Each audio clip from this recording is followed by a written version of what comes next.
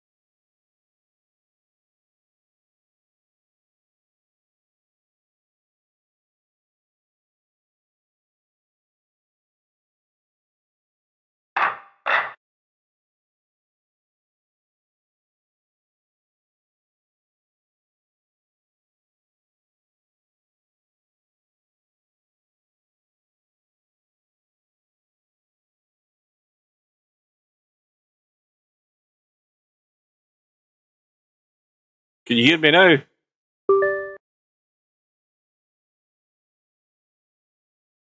I don't know what the hell's happened with my mic there. Oh, maybe it was the connection was a bit loose on the extension. Hopefully you're hearing me now.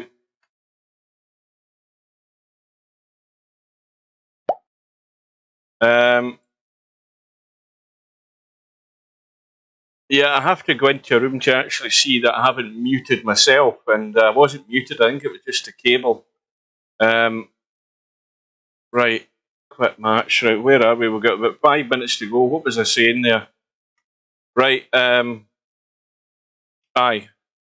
So we're looking at. We've already had a look at the team lineups. Let's have a look at the event summary so far. We've got the Gamblers, who've won 8, lost none, and the Tactical Geniuses have played 8, lost 2, and the 9 ball shots in the Team Philippines are battling it out to see who finishes bottom. I think it would be safe to say that that's what those two are going to be doing. Needless to say, as the non-playing captain of the Tactical Geniuses, we need a win today. Not only just to get one back in the Gamblers, but again, just to try and eat into that deficit that we're behind in racks and that sort of stuff. But all we're doing is consolidating our position and making sure that we're well away from this mess at the bottom here, which we are. So good luck to both teams and good luck to all teams, provided everybody shows up. Now, I don't know if anybody's here. I know that Tam's arrived. I know that Matt's been in getting some practice. Bill's been in and out most of the day, I think. I think Spud Boy's saying that they're waiting for Houdini to show up. Let me have a look. And as usual, we'll be just jumping round the rooms. We'll be sticking with any important results. Now I've started talking, I've got the bloody hiccups again. And of course, amidst all of that, we've had another update in Iraq. I had one or two breaks, but I never spent a great deal of time on it. I don't know whether it's good, bad, or indifferent. Well, Steve better be here if he's put himself in the lineup. Now, I have to say there's like 3 minutes to go, so whoever the team captain or the deputy captain is, if there's a sub here, then now's the time to make that move. So you PM Steve and find out if he is here, and if he isn't here, then you've got enough time to do something about it. If you hang off thinking about it, it'll be too late, and then you'll be a man down. So you need to find out that he's actually here. So welcome everybody. We're just broadcasting on YouTube and Twitch today.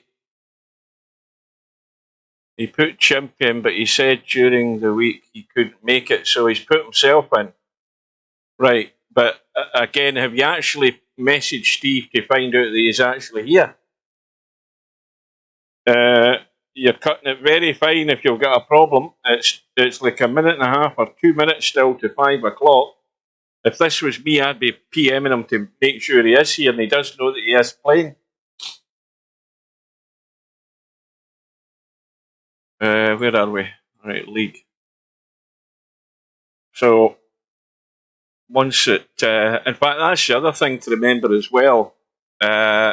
Next week, I think we'll still be at the same time in the UK for the start of this next week's league matches.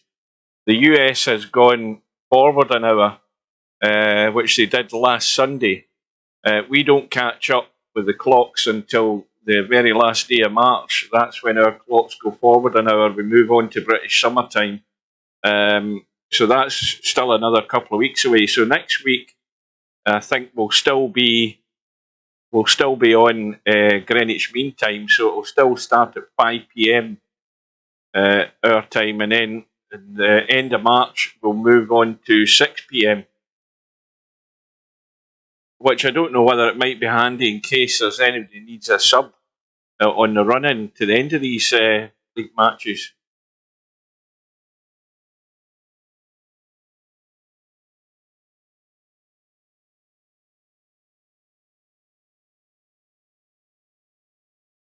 Well, all I know is that suddenly I don't see. I do. Bill's there. Tam's in getting a little bit of practice, and Matt's been in getting practice. So I'm quite happy. All my team's here. How the other teams are doing, I couldn't give a shit. Being totally impartial. That's their problem, not mine.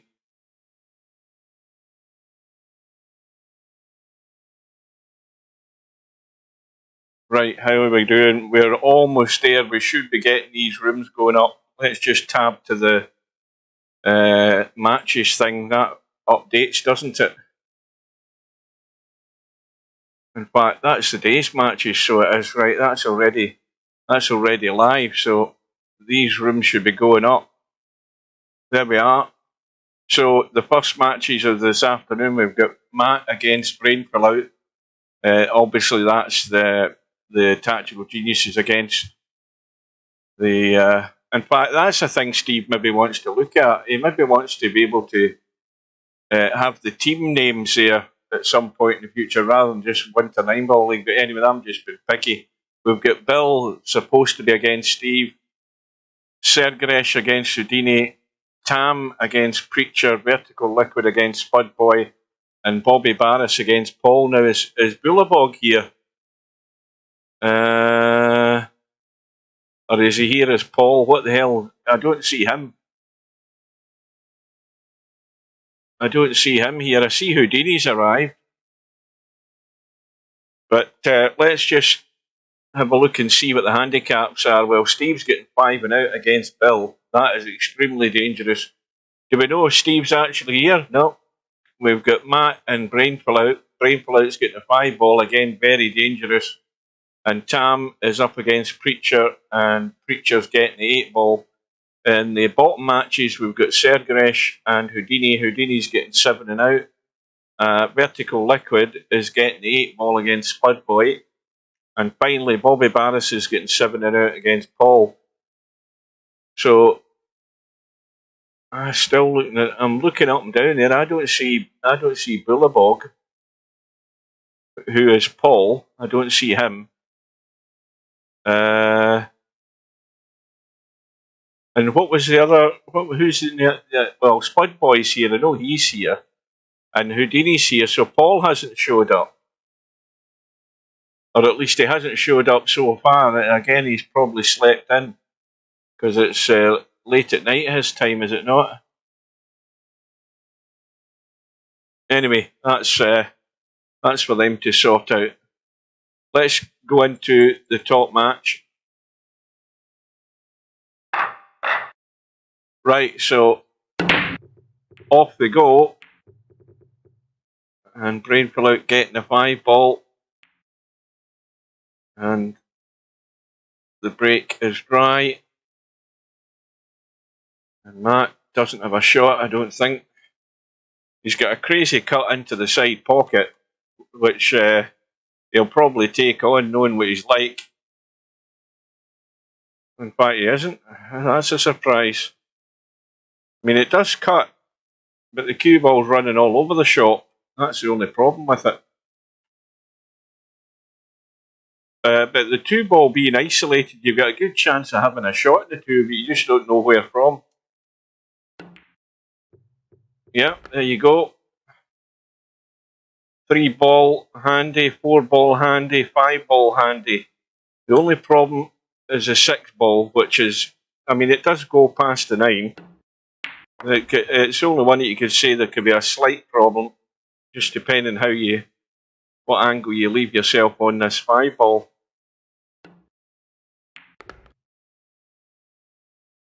So we know the 6 goes past that 9. And then, of course, regardless of the angle that he has in the 6, he should be able to get on the 7. Whether or not it's good or bad, there's loads of room to manoeuvre the cue ball.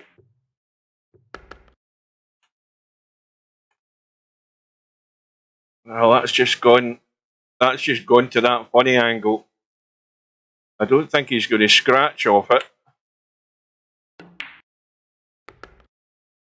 Although he could do this. He could do this. Oh, good God. I think he's okay, but he did his best to put him in a hole there.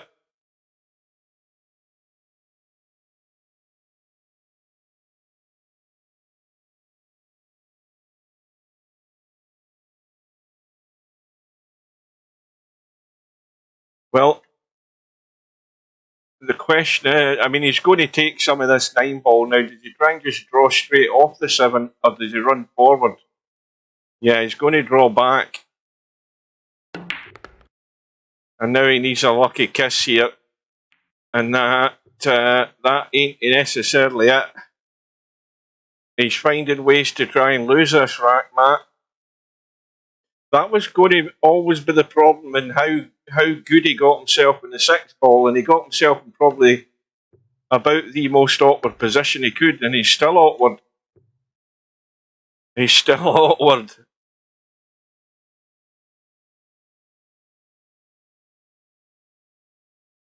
So, did we get any confirmation that Steve's actually alert and here and playing?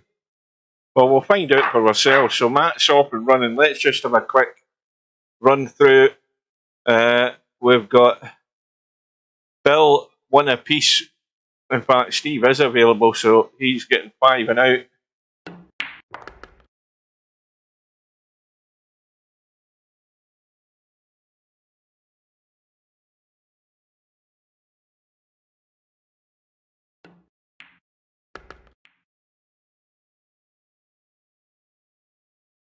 Of course, this is a dangerous one for Bill. Every time he gets to this point in the rack, he's right in amongst the money balls. Any mistake, he's going to lose a rack. Yeah, Chimpty hasn't been around for a few days. He must be having a break or something. I certainly haven't seen him this week. He must be on a vacation of some description.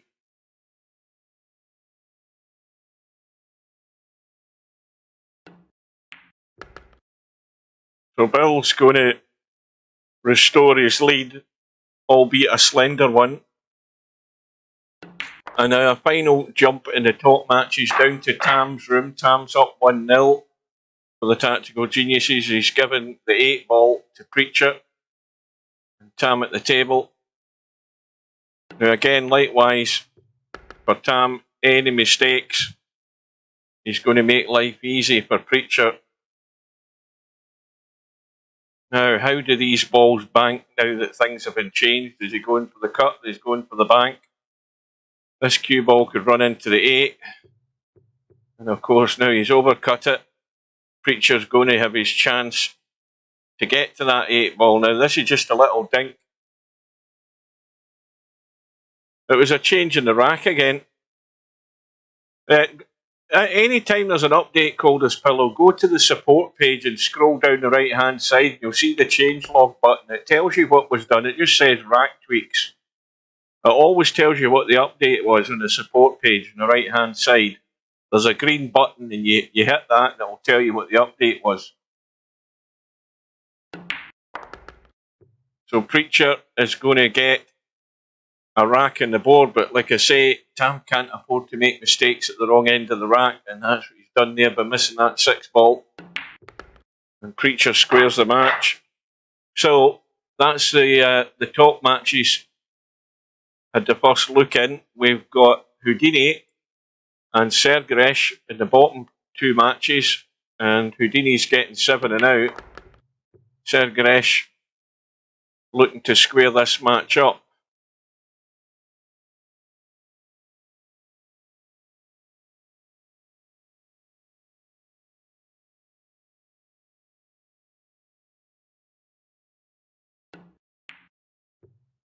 Well, there's a mistake by Sergeresh, and again, you're seeing what the pressure of knowing that you're given this sort of handicap. The mistakes start to come, and suddenly, I mean, maybe the first rack went the same way because Sergeresh has made the mistake at the wrong time, and this might even fluke in the side, which will rub it home even more, and it's 2-0 to Houdini. And that's the perils of making the mistakes in amongst the money balls. So, Team Philippines are in the lead in 1 match. The other matches are all square. Let's have a jump into Vertical Liquid and Spud Boy. And it looks like Vertical Liquid just taking the lead. And he's getting the 8 ball. Let's see how these break.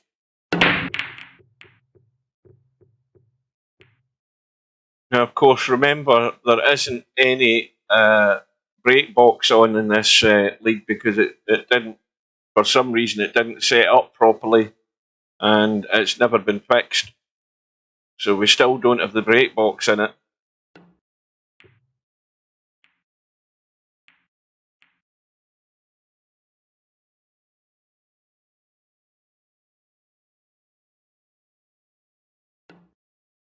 Aye, but it wasn't worth my while hanging about with, you know, I'll stream it if there's like 3 shot, not if there's like 7 shot when I decided to pull the plug.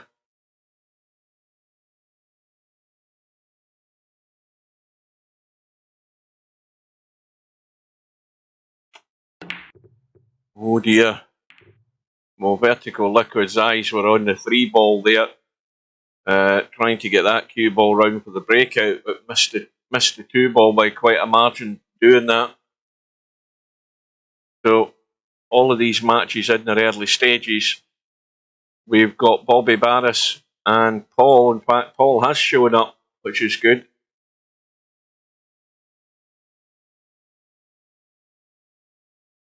Now I hope you don't make. I hope you didn't make the mistake you made the other week there by trying to gloat at Spectre Dawn and shoving cues up his ass. I hope you kept your mouth shut this time.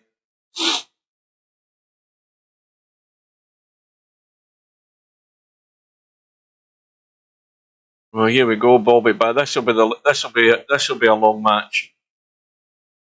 Bobby Slow Coach Barris. That's his new nickname.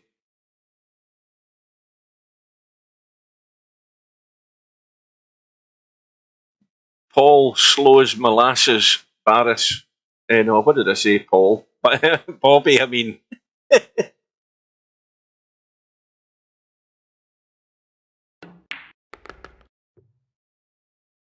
Right, well, the first thing he has to do here is make sure he comes off this 6 ball. Because if he starts running loose, he's not going to get great position in this 7 ball. He's got to get a hold of this cue ball, unless you try to run round the back of it and just run off the side rail, short rail up top and out into the table.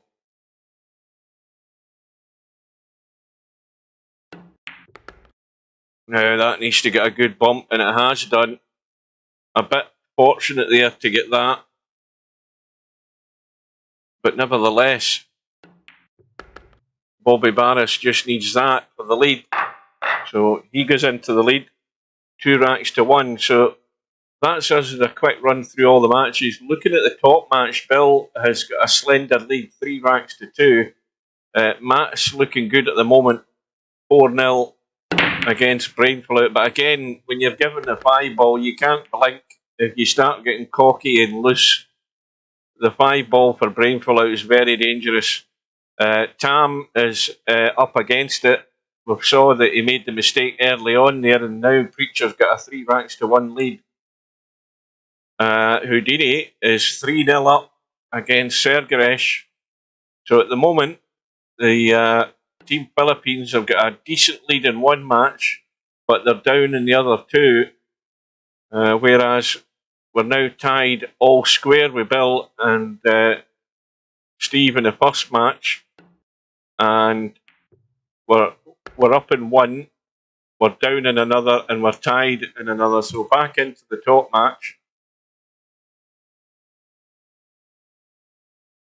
So Bill's got ball in hand, and that's a complete dud. I've jinxed him straight away there. He's missed a pot in the 9 ball with ball in hand. That's a shocker. That is an absolute shocker. And considering where the 2 ball was, I don't know what he was trying to do with the cue ball. But can Steve punish him for that? No, he can't. Oh, he's going to fluke the 5. There you go. How's that for a sucker shot? And suddenly it's 4-3. Oh, that's going to hurt. That is going to hurt Bill. Because, I mean, he's made an ass of that 1 ball. He's gave Steve a shot, and then Steve flukes the 5. How's that for driving it home? And he almost got a 6 ball in the break there. And of course, Bill doesn't have a shot in the 1. And that 6 ball is very dangerous where it's at. Any sort of bump on it could knock it in. Now,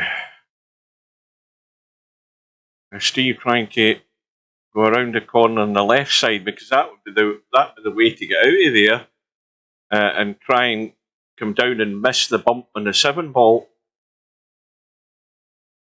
That'd be the shot I'd be playing. I'd be trying to get around the corner and miss the bump in the 7 ball and come down behind the 2 and 4. Now the thing is, if you cut the 1 and you pot it, you're bound to have some sort of shot in the 2. Well, he's missed the pot, and he's bumped to 7, and he's got the cover. That will do. That's exactly what I'd be hoping for there. So it's like a 2 and 1 shot. You play it as if you're playing the pot. If it goes in, fine, that's a bonus. And Bill, with no jump cue, of course, having to kick. And now Steve's going to cut the 1 onto the 6 for a 2 rack lead. As long as he doesn't scratch with the cue ball. Or is he playing the billiard? Looks as if he's playing the billiard. Yeah, the billiard looks simple enough as long as he doesn't drop in. So this needs to be sort of dead weight. Yeah, he's going to follow it in. He wouldn't listen to the commentator's advice. He had to play it dead weight, so he just nudged it. He didn't want that forward momentum in the cue ball. So is he going to pay the price though? I don't know whether Bill can get out of there clean without.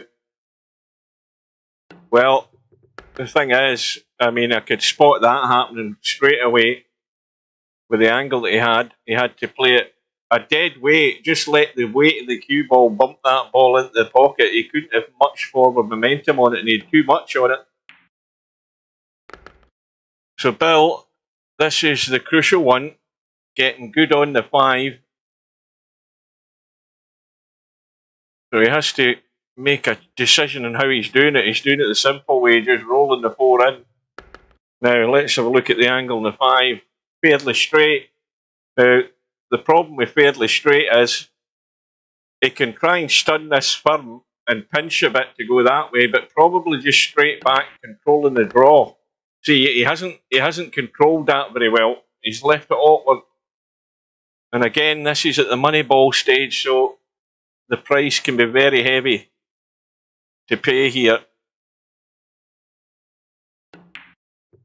And again, Bill's made the mistake. And again, Steve just going to have a simple roll in for a 2-rack lead, and that's it. All the evidence you ever need of how the pressure gets to you when you leave yourself awkward cuts. Well, Matt's 6-0 up against Braidfill out. Tam is in need of some help down here because Preacher's 5-1 up. I think Tam clearly is making mistakes. Well, I'm making a good guess that he's making mistakes at the wrong end of the rack. Either that or Preacher's potting balls here. It's got to be one of the two. I venture on the first option and the evidence that I seen earlier on. But here we go again, Tam at the table. He's got a dodgy shot in the 6th ball. And the same thing would apply here. If he doesn't get it, it's a miss at the wrong time again. Well, he's had a rub there. He's had a little rub there.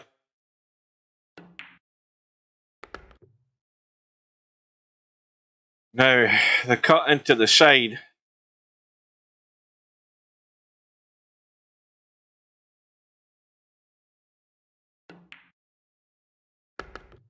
Now that needs to keep running because he's going to be awkward again. This is again an awkward one.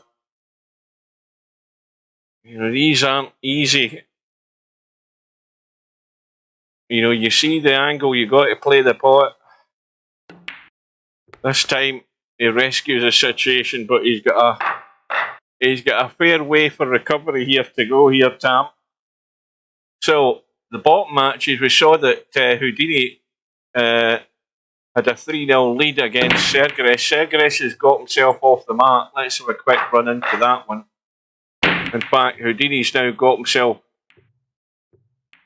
restored to a 3-rack lead again. 4 racks to 1 he's up. Although he's come up dry. Sergres with no shot. Why is he pushing up to there? Now, I know what Steve would say about that. That's an awful push out. That is really terrible. That's probably the worst push out you're going to see tonight. A shockingly bad choice of shot. But then again, when Houdini can't get the 1 ball in the hole, it might work out in Sergres' favour.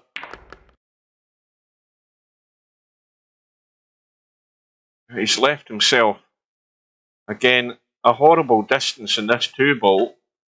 And he's going to have to try and get up top for the 3, or at least, I mean, that's nowhere anywhere near good enough. He's going to scratch off this. There's no way he's potting that up into the corner pocket and not scratching.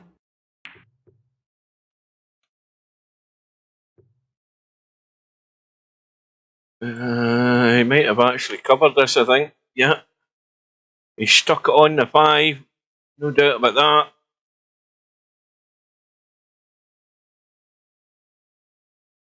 So this might be quite a vital rack here for Sergresh because he doesn't want to go 5-1 behind.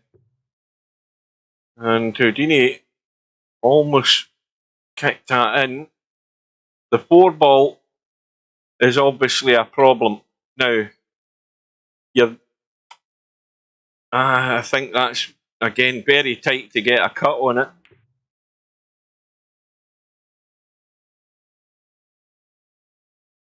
Extremely tight.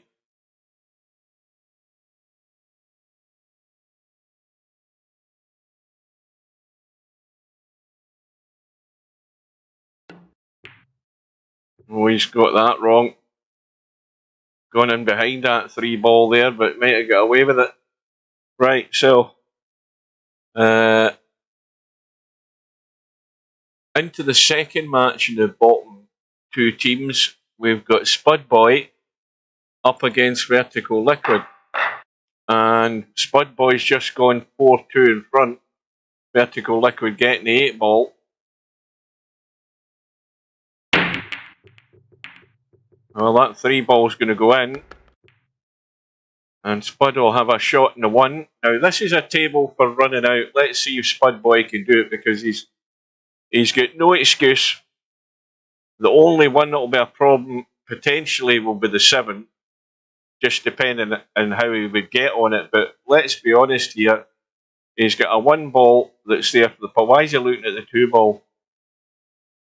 Oh dear. Oh dear, what a numpty. There's a numpty shot of the day, folks. You've just witnessed it there. And Spud Boy not paying attention to the lay of the table. Doesn't notice the 1 ball sitting there right next to him. And he pots the 2 instead. So we've already saw 2 numpty shots today. A numpty push out and an even worse effort there by Spud Boy. You've got to study the table. Now, this is what I'm talking about. How many times do I say that whenever you break off or whatever, the first thing you do is have a look at the table. Why do you look at the table? Because you want to plot your way out. Now, do you honestly think Spud Boy did that there? The answer to that is no, he didn't. Because if he did, he would have saw the 1 ball, and he's got no excuse there at all. No defence. Okay, Vertical Liquid's giving him another go at it, but that was embarrassing there for Spud Boy. Good afternoon to Chimpy.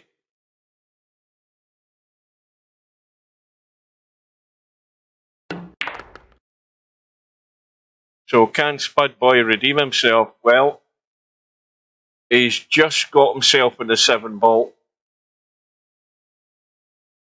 Just got on it, no more. But you've really got to get focused here, Spud Boy. You've got a match to win, especially considering that Team Philippines are in such dire straits as they are.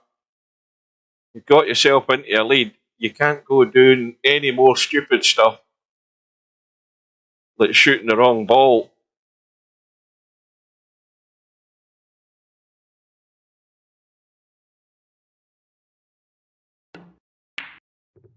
Oh dear. Now where's this 8 ball going? Right over the hole.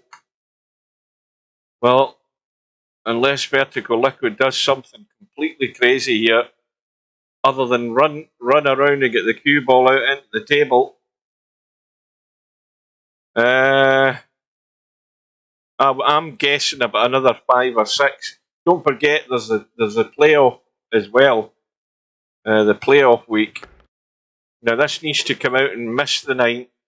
Or if it does that, that's not too... Well, in fact, tell them I forgot about the money ball, didn't I? Well, Matt has had a... Well, that does great for our racks for and against. A great win for Matt. 9 racks to 0 against Brain Pullout. And that's a good result all around here for the Tactical Geniuses. Because that's what we need. We need to get big wins to eat into this rack deficit. And Super Admin has taken out Bill. with that 5 and out handicap. We can see what happens there. So that's tied. The match scores up. That's just about to update. We've got 1-1 there in the top match. And the bottom match, we've got Tam, who's 5-3 behind against Preacher. Now, what we'll do is we'll see the end of this rack here. Well, put it this way, Coldest Pillow. I've still got it if I'm getting 5 and out against Bill.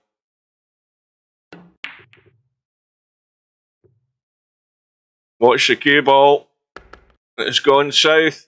So Spud Boy with a slender lead, but ball in hand now. Is he going to look at the table this time so he knows where he's going? He didn't do it the last time.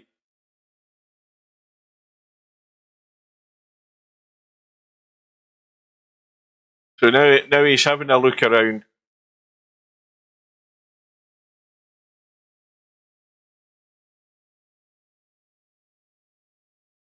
So little roll through, but he still wants the right angle on this 6 ball.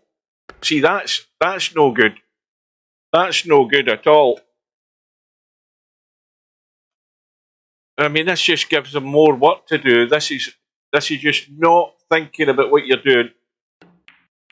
You know, that suddenly everything becomes difficult when you start getting the wrong shape here. And, you know, this is never where you want to be.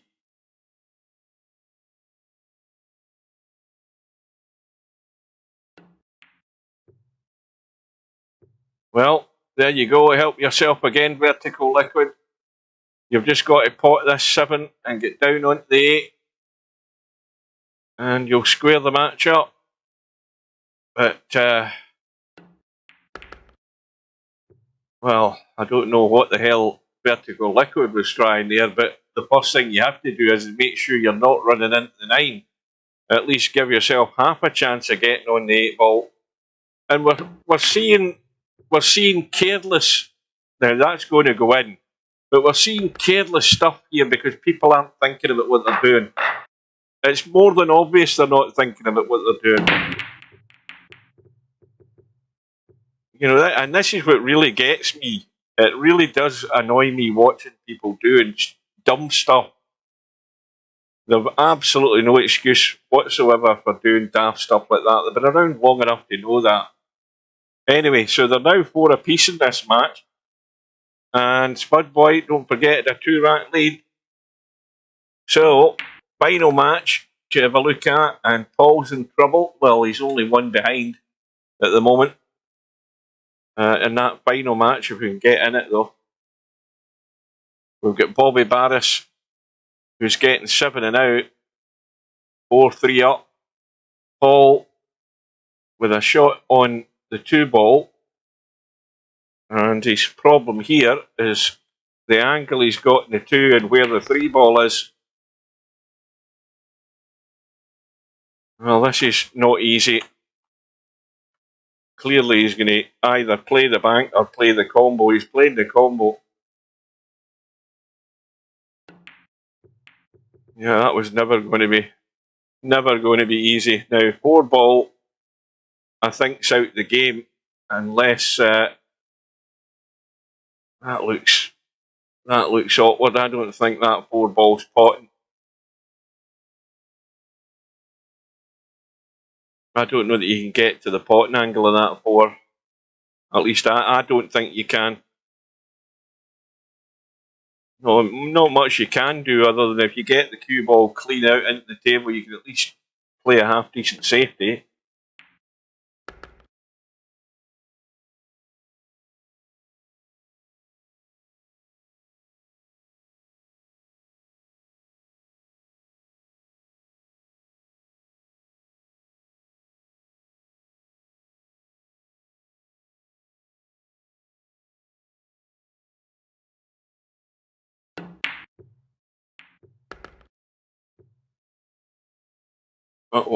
Wait a minute. What the hell happened there? What did he fluke there?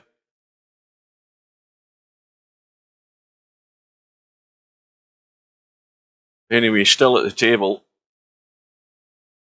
So Bobby Barris has the 5, the 6 and the 7 to pop for a 2-rack lead here.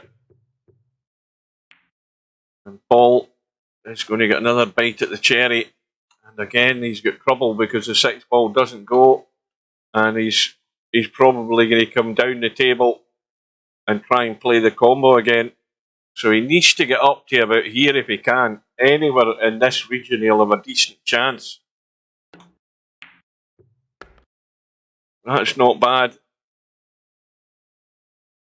It's not perfect, but it's a lot better than the last one. Now, this 8 ball's well off the rail, so he's got a good margin of error here. As long as he gets the cut right on that 8 ball, the angle that this 6 ball's going to hit it. He doesn't want to hit it too thick. Now he's hit it too thin, but it's still gone in. It's still gone in. That was a good shot.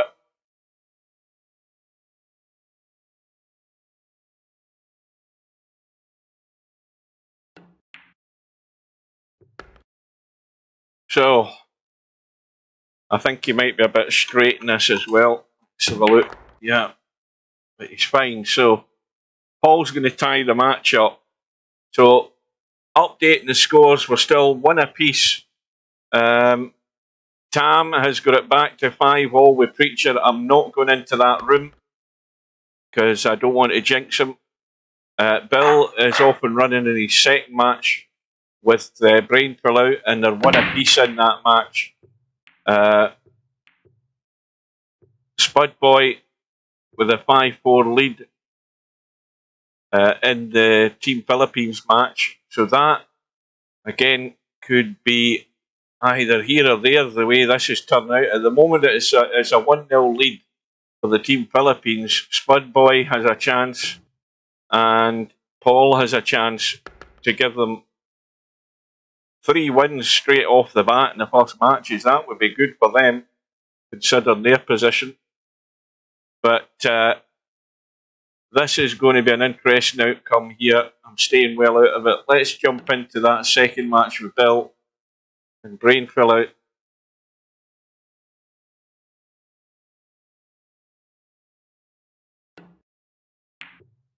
And Bill is going to go into the lead. Brain Fill Out again getting the 5 ball. He was getting the 5 ball. Of course, Bill and Matt have got very high ratings. And Brain Fill Out is getting the 5 ball against both of them. That 7 ball's gone in. Cue ball's gone as well, though. That's a disaster. So, Brain Fill Out, ball in hand. 2 ball up the table. 3 ball into the corner. Needs an angle in the 3, though. He must get an angle in the 3. So here's the thing that you're thinking about straight away here. Now, I can't believe this. I cannot believe this. We've saw it twice tonight. I mean, am I out of sync? What the hell's happening with these people? I mean, Brain Pull Out's done exactly the same as Spud Boy. I'm glad I've got all this in video because these guys are a pair of numpties. I mean, you've got Brain Pull Out with ball in hand, looking at the table, but not paying any bloody attention to what he's looking at. He's looked at the ball that he wants to get rid of. That's the one he wanted to get an angle on so he could get out for the 4. But again, this is just it's a joke, isn't it? You couldn't believe this unless I've got this in video. So you've got 2 guys who are getting a good handicap in most of their matches, but the nerves are getting the better of them because they're not paying any attention to what they're doing. 100% they ain't. I mean, you've got to get that discipline of looking at when you get ball in hand or anything like that. You look at the table and you plot where your next shot's going to be. So the first thing you got to do is establish where you're starting from. You know, what ball is it that's on? All you have to do is look at the top HUD. You only have to look up there to tell you what ball you're on. And Bill's boomed again because he's scratched again. And this match is getting crazy. And Brain Pull Out is, I mean, that talk about getting off the hook big time there. Unbelievable. Unbelievable, Jeff. Oh, God. Right, anyway, Tam has now got himself into a 7-5 lead against Preacher, and Preacher, I think, was 5-1 up. So Tam, at the moment, is turning it around. That's still very much in the balance. Bill, of course, with Brainful out, we've seen what's going on there. Now, Spud Boy is still 5-4 up against Vertical Liquid, and Paul is 5-4 up against Bobby Barris. So all of those matches have now turned in favour of Team Philippines, but there's still a long way to go. In fact, Spud Boys just take a 2-rack lead. It's now 6-4 to Spud Boy. So that match at the bottom there, this might take all night. Because that's, 35 minutes gone already, and we're still in this match. And they've only played 9 racks. And I'll tell you something else, it's probably going to go all the way. We'll be here for another half an hour.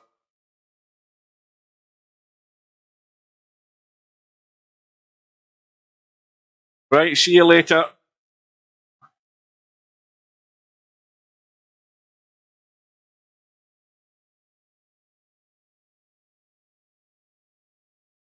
Well, Bobby Barris, is he going to give this a pop? He looks as if he's going to be trying something here with this 8-ball.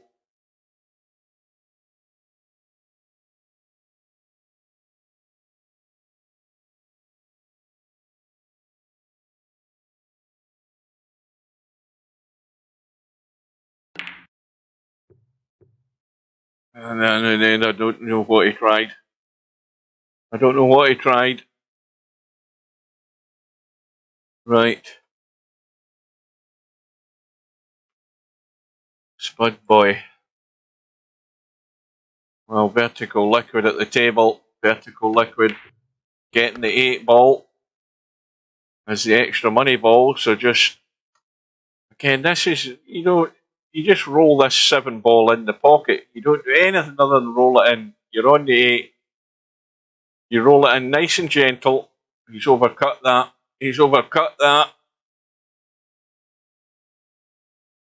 Well, clearly there's a lot of players have a lot of problem with alignment for the pot. And this is dead straight. So this is about judging the pace, and that's not well judged.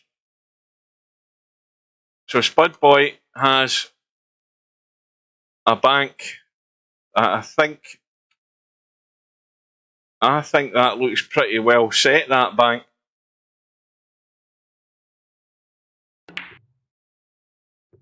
Oh, just caught the jaw. But it's the 8-ball that Vertical Liquid needs to get back into this match, just to get back in with 1 rack behind.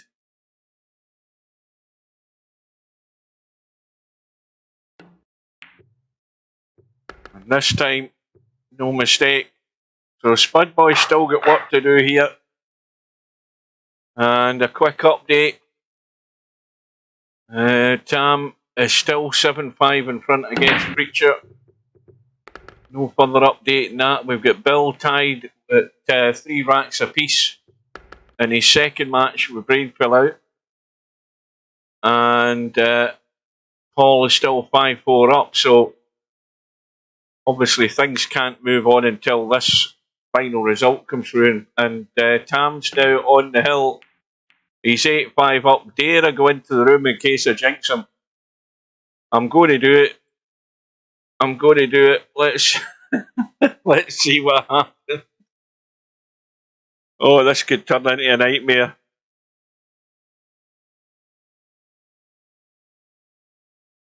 It could turn into a nightmare, this. Well, Preacher's having to kick. You've got the 8 hidden behind it. Is that the 4 hidden behind the 9, I think? Well, good hit. Yeah, 4-ball is locked away behind that 9, although you can cut the 4 no problem, as long as you can get on it.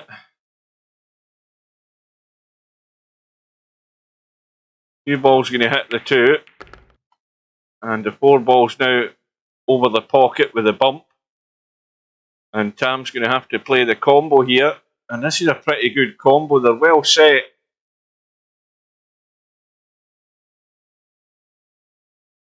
Although there's obviously a decent gap between them, but the good odds for that going in because there's a fair wee margin of error there. Now that he's done the hard work there, now this 4-ball, you've got to go up to the pocket and have a look at how it's sitting. So it's just on the edge of the jaw there, so you can nip it and come up the table. That needs to go. Now this could be deja vu again here. I think he's got to bank this. I think you've got to bank this into the corner and get yourself up the table. I don't like trying to play this as a cut. I'd be banking it. Because there's a danger of scratching or hooking yourself, but he's going to get away with it, I think. Oh, well, I think he's got away with it in the sense that you can see the 7, but you can't pot it. You cannot pot it. I would have played the bank. Because you were never getting great control of where the cue ball was ending up, and this is just going to be teed up unless you can get cover. Oh, I think I better go out of the room quick. This might be taking a nasty turn here.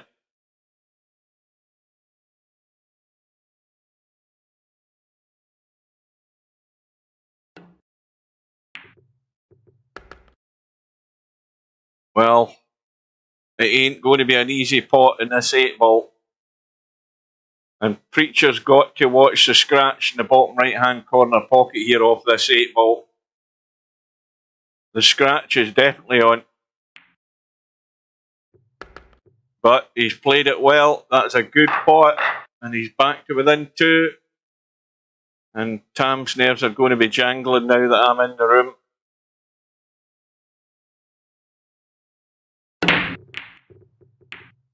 And this looks dry. The 2-ball might spin in. No, it hasn't.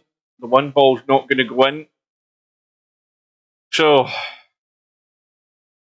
big problem here is getting from the 2 back up the table onto that 3 because it doesn't go past the 5, I don't think.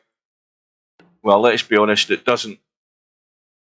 So, the other thing is now finished bolt straight in the 2. So this is just a big draw or a big spin through and try and cheat the pocket a bit and spin it out and around. He might come over this side.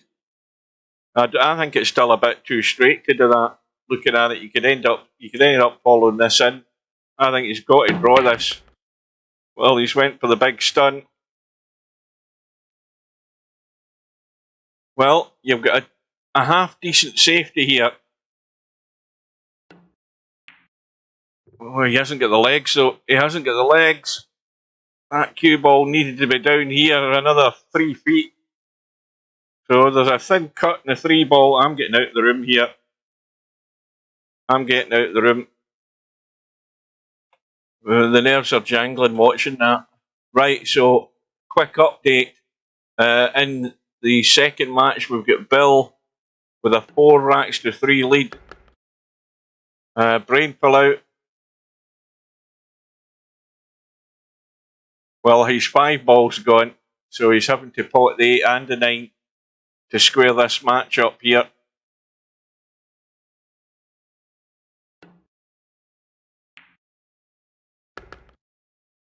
Well, he's rolled it in dead weight.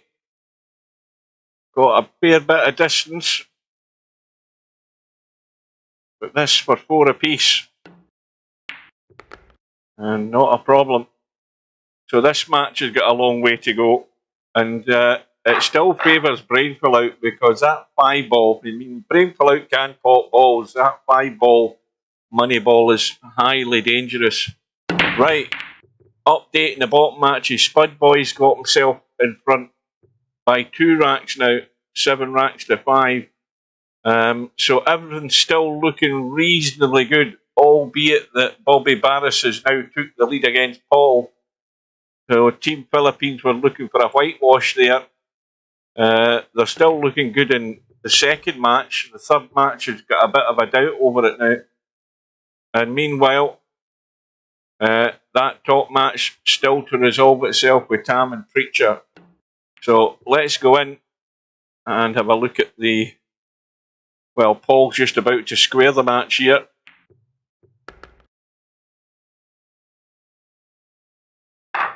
Don't forget Bobby Barris. Now Tam has got over the line, so that's a cracking result for Tam, considering where he was in the match. I'm sure he was 5-1 down in the early stages of that match. So that's a great result for Tam. He's certainly been pulling his weight in our team when he's been put in, and that's an excellent result. That gives the Tactical Geniuses a 2-1 lead at the moment, with the other match in the balance in round 2. So the round 2 match is Tam now plays Steve. Now Steve's got it a wee bit tougher now because he's only getting the 6 ball against Tam, and Matt is given 6 and out to Preacher, so those matches will be getting up and running in a second or two.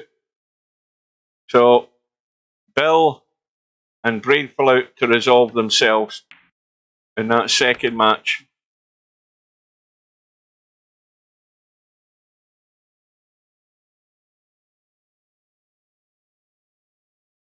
Well, Paul's got a good table here to get himself in the lead, but he can't make a mistake now. He's at that position in the rack, the very dangerous position. Well, he's almost tried to make... I think he has done it. He's blown it. He's blown it big time.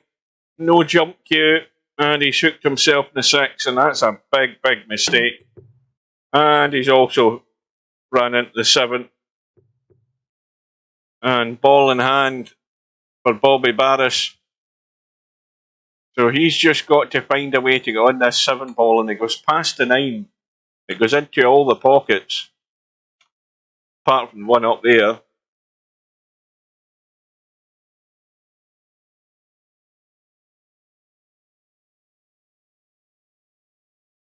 Yeah, it doesn't matter how good you are, Matt. When you're up against that as a handicap, you're just going to get pummeled.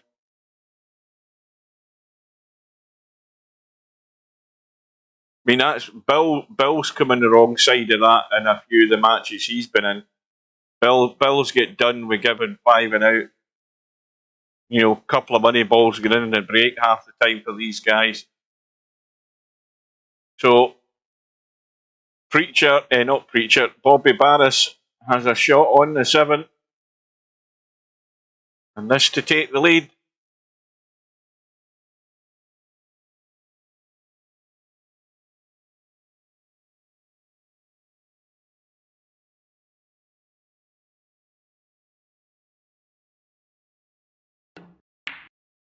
And it goes. So Paul still got a lot of work to do, and he's going to have to do it the hard way. Right. Now, Spud Boy has got himself in the hill in that match against Vertical Liquid. Let's jump into that, see if he can get himself over the line. And he may well be getting back to the table here because Vertical Liquid, well, has just missed a 2 ball. And Spud Boy, when he pots this 2, again, the immediate thing he must have is the angle in the 3.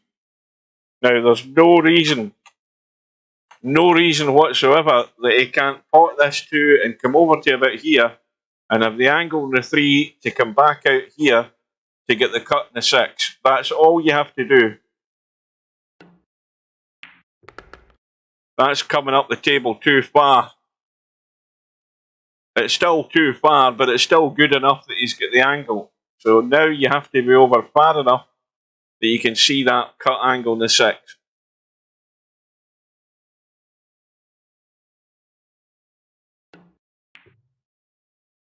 And he's done that.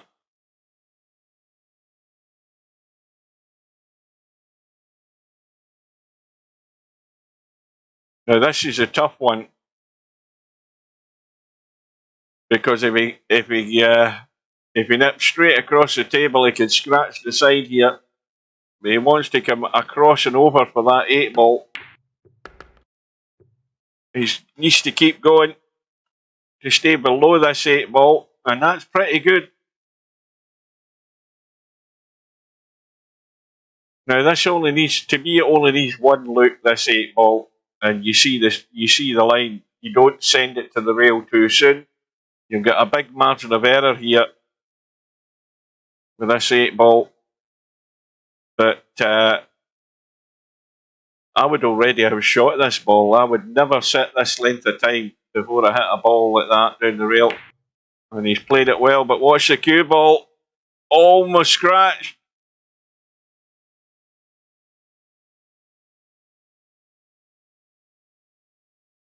Well, Spud Boy with this to go over the line. A very important result in the second match for the Team Philippines, and he's done it by 9 racks to 5. So Team Philippines have got 2 wins on the board, and it's a 2-0 lead once this updates in a second.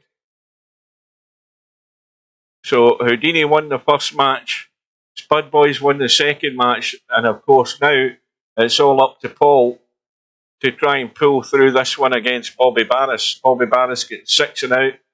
It's still 7-6 in front to Bobby Barris. Meanwhile, updating the top match, Bill has got himself in front against Brainful out 6 racks to 4. Tam's 1-0 up against Steve, and Matt has won a piece against Preacher. So this is a match that is really important for the Team Philippines. Can they get a whitewash in their first matches of the night? So the pressure's all on Paul to deliver.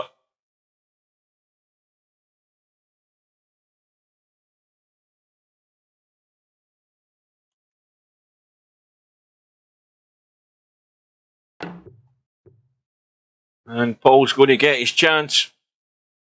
Now, how does he get onto this 6 ball is the question. It's hampered by the 7, it's hampered by the 8. And where you would really want to have a decent line on this 6 ball to pot it. Now, he's trying to run over and bump the 7 or go through the gap. That's what he's trying here. And he hasn't. Has he bumped it enough? No, he hasn't. And he's now bumped himself and hooked himself. And again, he needs to get lucky.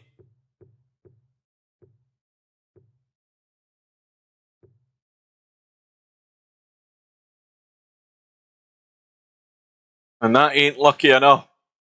So Bobby Barris with just the 6 ball and the 7 ball to get to the hill.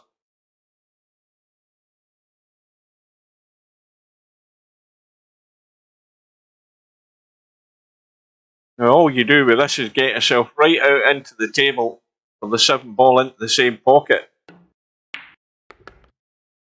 And that's perfect. We'll give him that. There's no way he's missing this.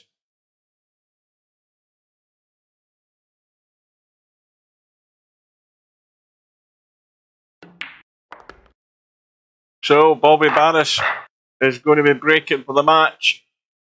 A vital match for both teams. This will get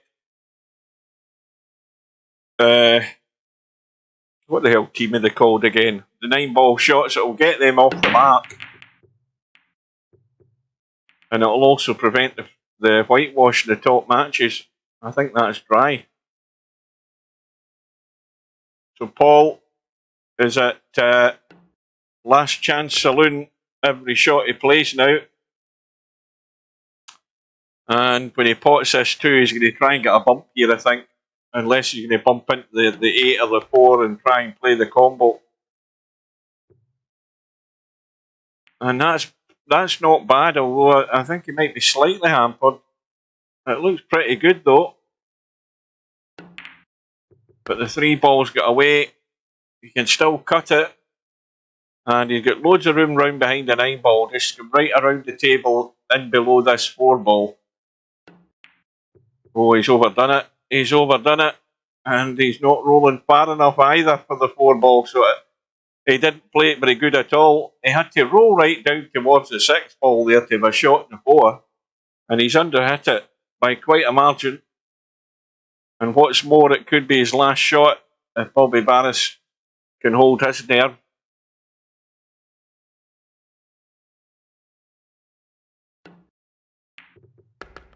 Bobby Barris is doing the same thing here. He's not spun that cue. That needed to spin around the table. And this is going to scratch every day of the week. There's no way he can do anything with this 4 ball other than push onto it and send it around the table, because he's not potting it without scratching. Unless he's trying to kick it, which he's going to do. Now, how's his luck? Might not be too bad. It ain't too bad. And of course, Paul has to keep everything as tight as a drum here. You've got the 6 ball over the pocket. You've got the 5 ball handy. And this 4 ball has to go in. And it has done. And that was a pressure shot for Paul.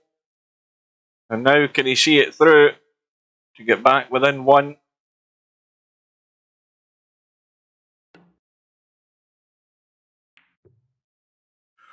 Ooh. Now, see, this is tight in the pocket, and you've just got to draw out of this. Now, you can't play it into that other corner there, so you've got to get the cue ball out of there. Now, the further it goes, the better. And that's not bad. Now, you can pot this, let it run into the rail and back out into the table high enough. Anywhere up here, you're fine. You just don't want to leave it short.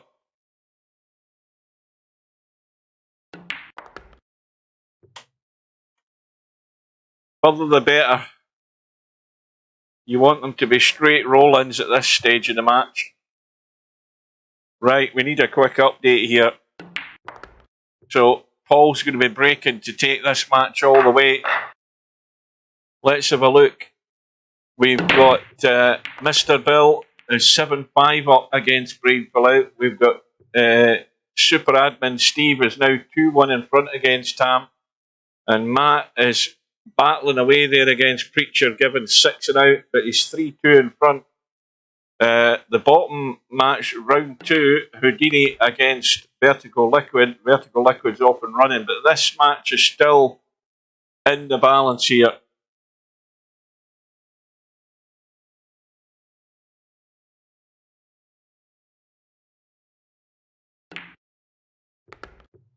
And Paul needs to slow up. He's going to go well into bedhead territory for this 4 ball. But everything is there, and as long as he gets this cut in the 4, he should be out here. Oh, it took its time to go in, but it's gone in. Now, ideally he wants to be playing the 6 ball where he can come around the corner and come down below the 7 and drop the 7 into the right side pocket. He might have gone a bit straight, and I know he hasn't. He can still pot this and go forward and come right up the table. He doesn't, whatever he doesn't want to chicken out. You've got to play this 100% because you want to get down here so you're dropping that into the side. That'd be the simple way of doing it. And if you start doing this, roll the thing in and leave yourself awkward. Now, that's what he's doing. He's okay, though. He's okay. But he's going to be running away from this 8 ball unless he jacks up and stuns this in.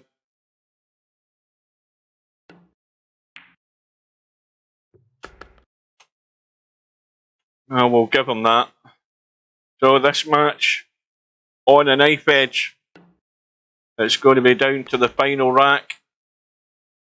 And Paul is going to be breaking to try and give his team a 3-0 whitewash in these first matches.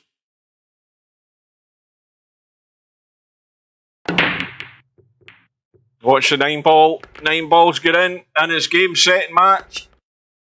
And what a result there for the Team Philippines. A golden break has given them that much needed whitewash in those top matches. So Team Philippines now have a 3-0 lead. Looking at the matches above in round 2, Bill is on the hill. He's 8-5 up against Brainfallout. He's looking good. Now Tam's in trouble against Super Admin, but Tam's been in trouble before and get out of it. Matt is 3 apiece with Preacher, and Preacher getting 6 and out. So let's go in and see if we can jinx the Super Admin.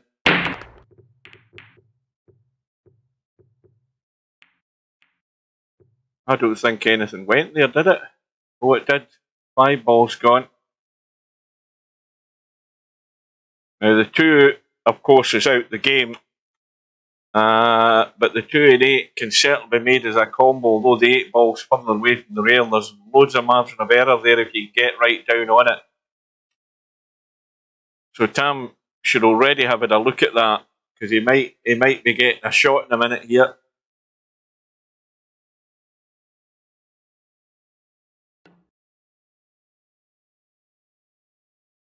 Now, if that was me, I'd be putting him back in, Tam. I'd stick him back in.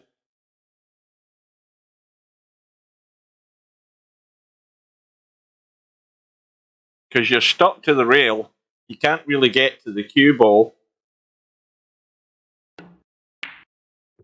He's going all out for it. And he's missed the bump in the 8. And he's got a shot. What a shot there by Tam. He's going for the jugular. And in fact, I never even noticed. He's now 4-1 down. He was 3-1 down a minute ago when I looked at the screen.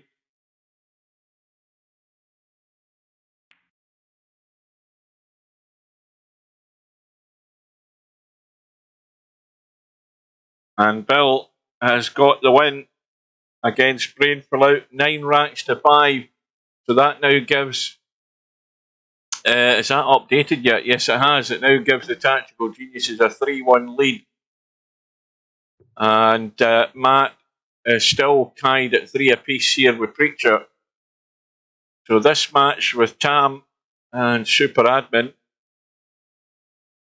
Tam still. He's been in worse positions in this during this league and get out of it. And looking at the matches in the bottom, the all round 2 matches have just started for the Team Philippines in the 9-ball shot. Sergaresh is up against Paul. We've got Vertical Liquid 1-0 in front against Houdini, and Bobby Barris is getting a 7-ball against Spudboy. So they're just in the early stages of their round 2 matches. So back to. Well, this is an important one for us. Every match is important for the Tactical Geniuses. We need as many wins as we can get against the Gamblers.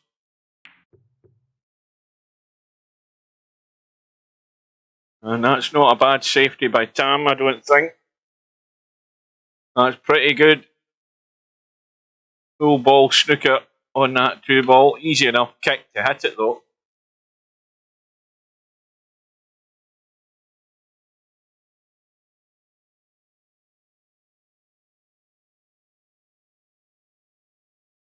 Well, Tam's just got to make the move at the right time here and keep things tight.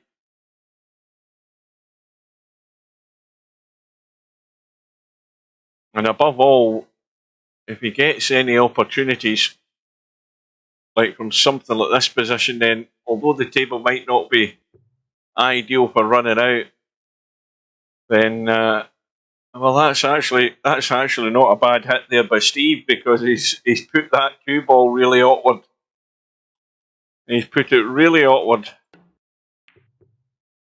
and Tam's put him back in trouble again. But once again, it's not a problem hitting the 2-ball. You know, there's nothing difficult about hitting this 2. It's just how it finishes.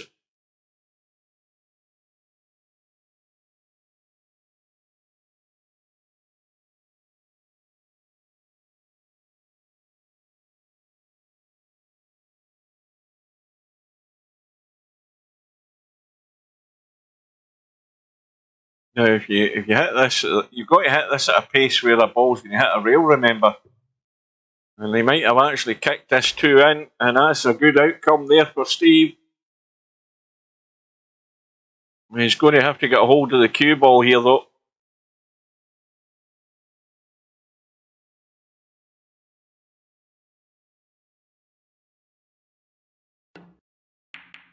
Well, he's hoping for a rub there, letting that cue ball run into them. Now he's missed the 3, but he's not left anything as a gimme here for Tam. And now this is getting to the dangerous point in the rack.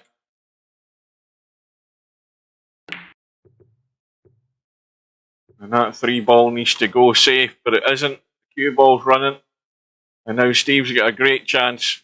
Just needs to pot the 3, the 4, and then that 6 ball for a 5-1 lead. And if that happens, I'm getting out the room.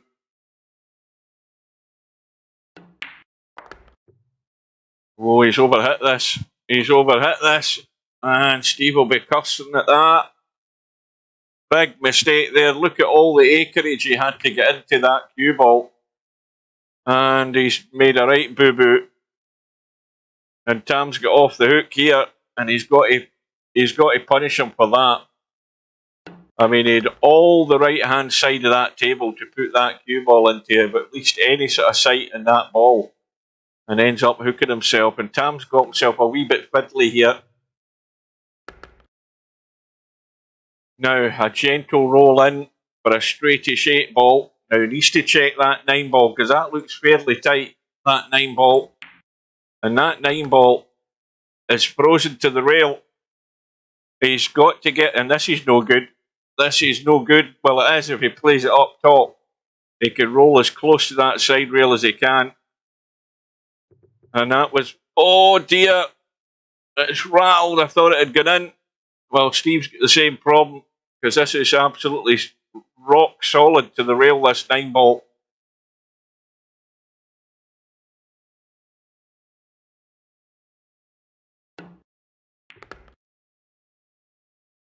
Well, I don't know what the hell Steve tried there, but that didn't work.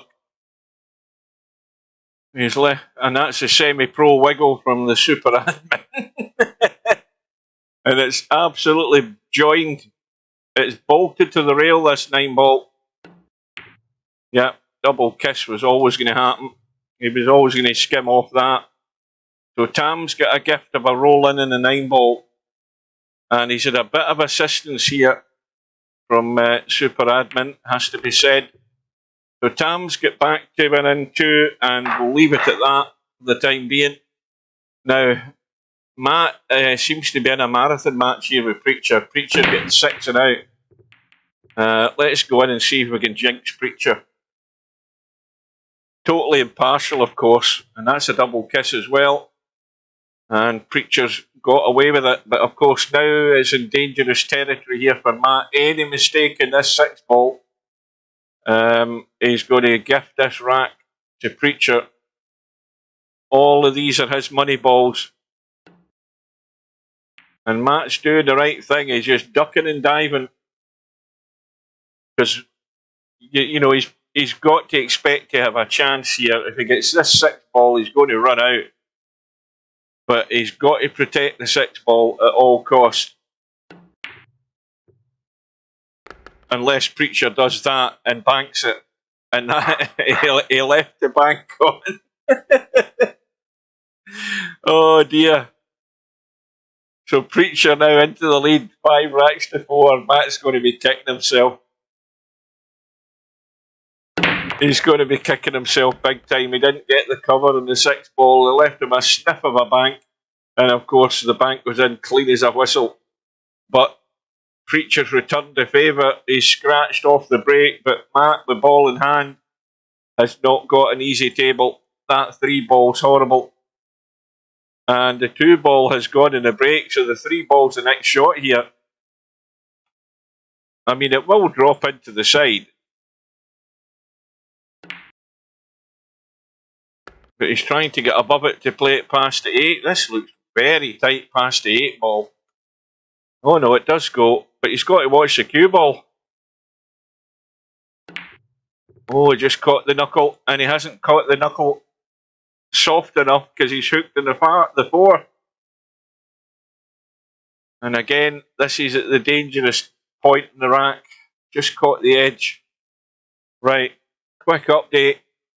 in these round 2 matches in the bottom tie between the 9-ball shots and Team Philippines. Team Philippines, remember, 3-0 up with their good results in the first matches. In the second match, Sergeresh is 2-1 up against Paul. Vertical Liquids 3-0 against Houdini, and Spud Boys up in 1. So it could be it's maybe turning the other way in these round 2 matches. Meanwhile, we've got Tam still 2-4 down to Super Admin, and then of course this match we're in at the moment. And Matt's hooked on the 5.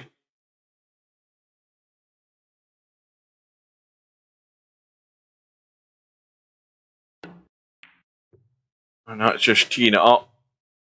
When you're playing it at that pace, you're just going to tee it up for him. So, can Preacher get down onto the 6th ball? Bottom and right English to spin it, and that's perfect.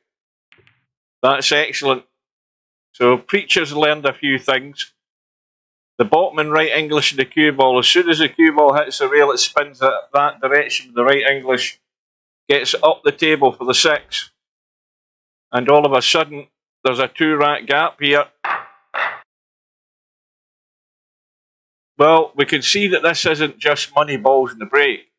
I mean, Matt made a mistake in the last rack, didn't get the hook, and Preacher banked the 6 ball into the side, and then of course Preacher's played the right shot there to get down onto the 6 in this rack. So there's nothing here that's been sort of gifted. Preacher's won the racks genuine. He's had chances and he's taken both of them. So Matt's got work to do. Right. Quick update.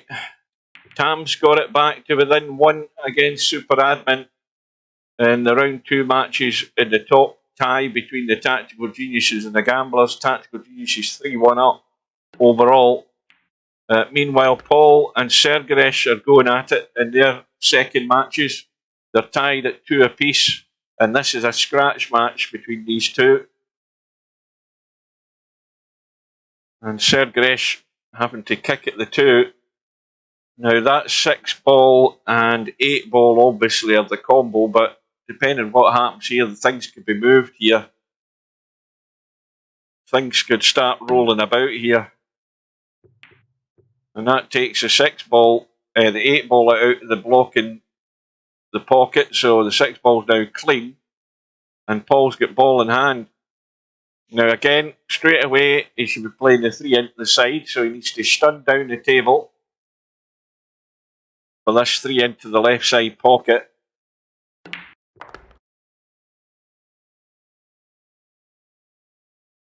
Now, again, just a little bit of hold off this 3 ball, just so that he's running away and avoiding the 5.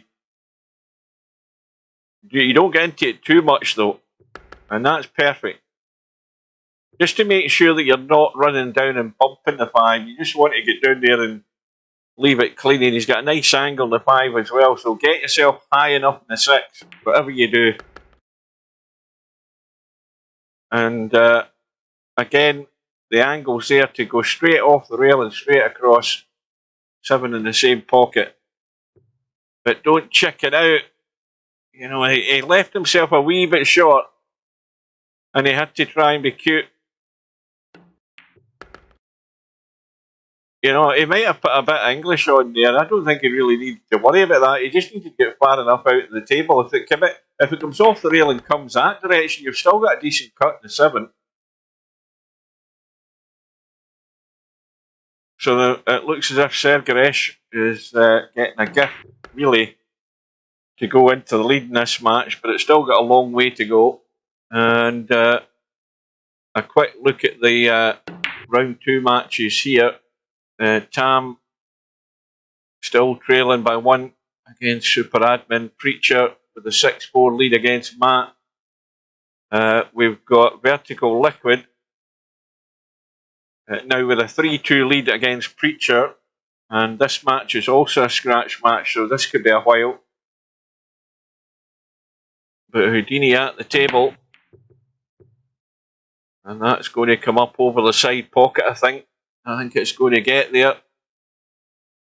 Now, here is an opportunity for Vertical Liquid to get a gap here. Now, this is just a little dink and down past the 8 ball for the 6 into the corner. Well, the spin done that, and he's a bit straight, but loads of room. Loads of room to draw back and come out. Anything but straight. Well, there's a wee bit inside angle there in this 7 ball. And that's well controlled. That's very well played. And again, there's a nice angle in this 8 ball just to stun down the table this direction for the 9. Oh, no, that's not it. You've got to play the right shot. You've got to stun it across. That's not right. He played that as a draw. He had to use the angle he had there and play the little stunning draw across the table, because the angle was there to do it. And that's no good. You know, little errors like that. And that's a perfect bank. Oh, that's very well played. Where's the cue ball going? No, oh, that's a disaster. Oh dear. Oh dear, Houdini's going to square the match with a gift. I think I'm jinxing everybody's room I go into. Right, so the last match in the round 2 matches, we've got Bobby Barris and Spud Boy. And we've got a whole bunch of balls in the middle of the table. In this match, Bobby Barris is getting a 7 ball.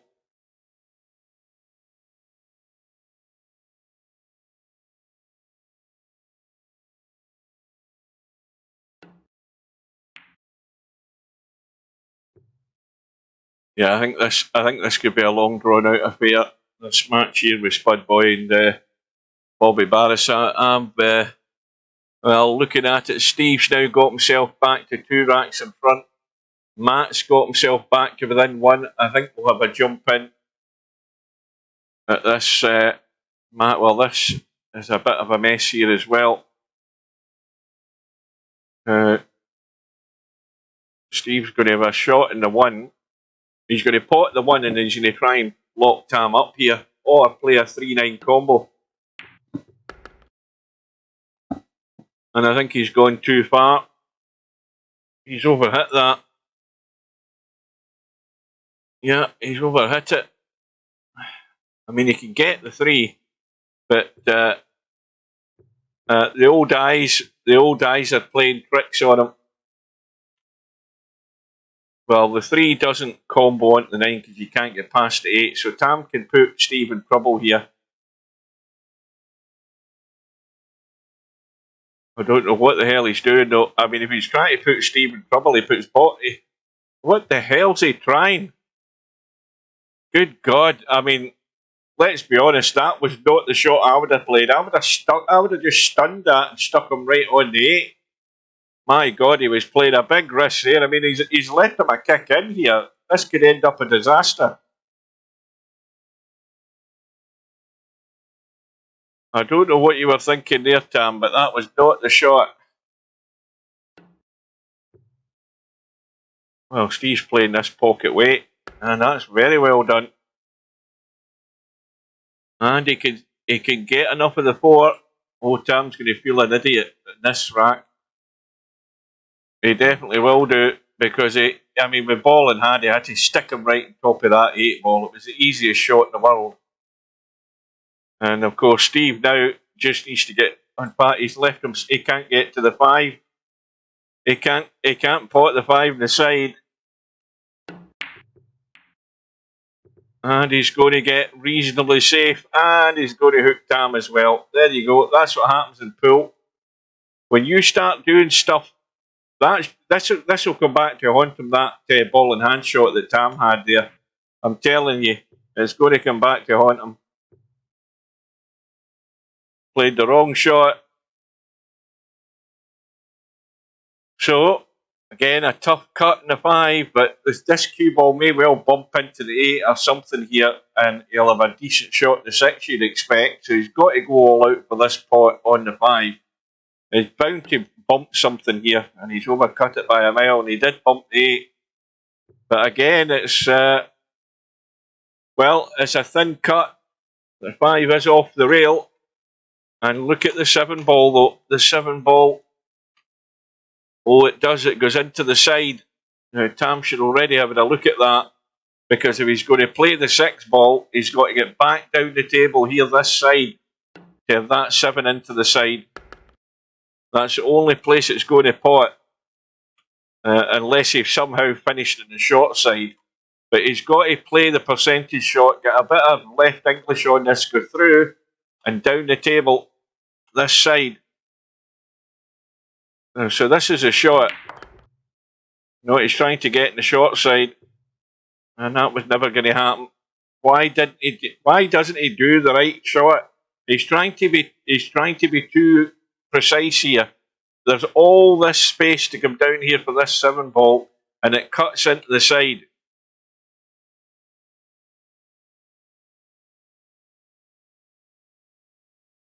The old hit and hope. So the only slight advantage that Tam's got is that Steve has to pot all 3 of these, and that's never a guarantee. But this could be a very important rack here in this match. And he's got the pot. Now, this is cutting into the side, so he should be going to the short rail and just back into the table. But he hasn't picked the potting angle at all in that, and this time he's not been quite so fortunate with the run of the ball. So Tam, now this time, straight forward and let it run back in. Now he's checking it to play the bottom side again. He's doing things that are a bit too elaborate for my liking. He had all the room to get into the table. Starts putting English on it, and this 9 ball's running away. But it's going to get there. I'm sure he panicked there. So Tam's back to within 1. Now, let's have a look at this match with Matt and Preacher. It's 7-all. And Matt at the table to get to the hill.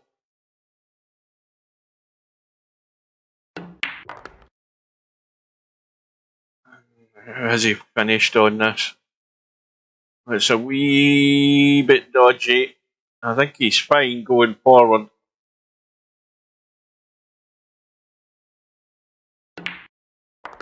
Yeah, that was well done. So Matt's going to be breaking for the match.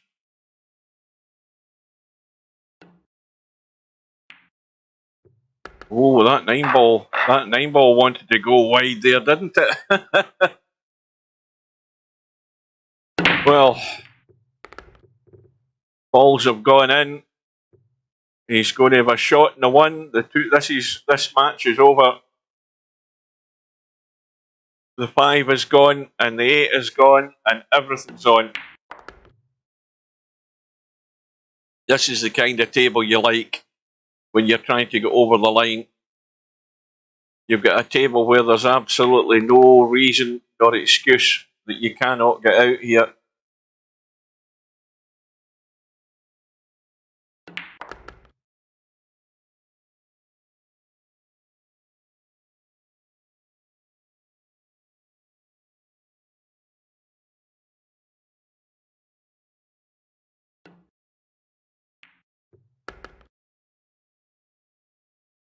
So, just leave any sort of angle on this 7 ball. Doesn't matter what the angle is, it's an angle that allows you to get out onto the 9. And that'll do.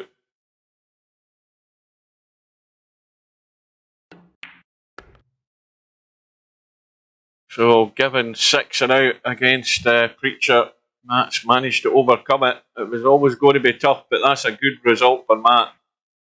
Very well done. So a 9-7 win for MC Clarkey in his second match. And Matt, of course, had a 9-0 win against Brainful out in his first match. Meanwhile, Steve, Super Admin, is 6-4 up against Tam. That match could still go either way. So overall, the Tactical Geniuses have got a 4-1 lead. And now what they're looking to do is to win the tie, get to 5. That's the main objective, is to make sure you've got the win on the board. The rest after that is a bonus. Now let's have a look at these round 2 matches in the bottom tie with the 9-ball shots. It's 3-0 at the moment to Team Philippines. And Paul has now got himself 5-3 in front against Sergaresh. However, Vertical Liquid's 5-3 in front against Houdini. And it's also 3-1 to Bobby Barris. So the 9-ball shots aren't out of this yet if they can uphold the way these scores are going. Meanwhile, what one was I looking at there? Something changed there. What did I miss?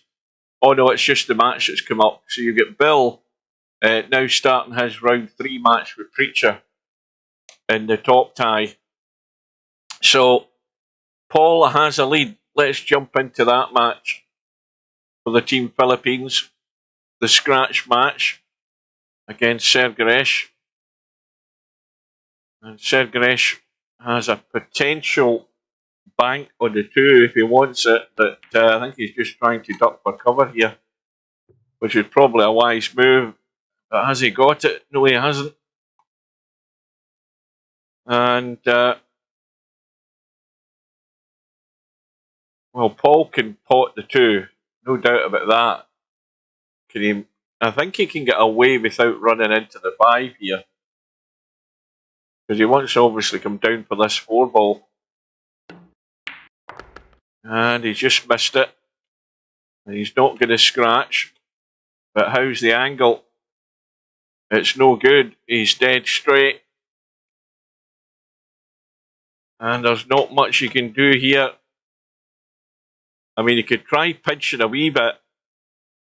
And put a bit of bottom right on. But he's not putting much on it at all. He's just going to leave the bedhead cut from big distance. And this is not necessarily going to be conducive to getting a good shape on this 6-ball. Because you've just got to play the cut. He's not going to have a great shot in the 6, I don't think. Well, he's gone all out now. He doesn't want the bump. Or maybe he does. Is he still in the gap? No, he isn't. He's hooked. That was always going to be a bit of a tightrope walk in terms of getting a good shot or a half-decent shot in the 6, but he's had a pop there and he's pretty much got away with it.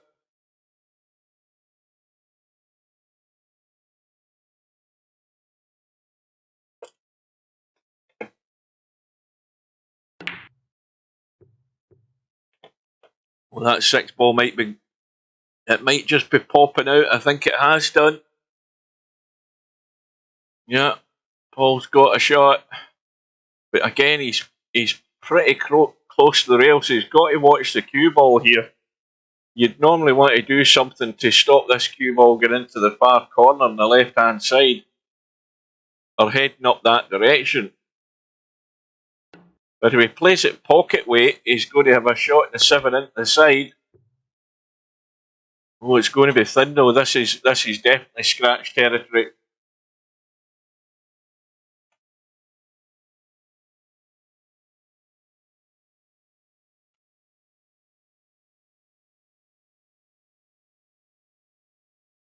I don't know whether he's doing any with the cue ball. It doesn't look as if he is.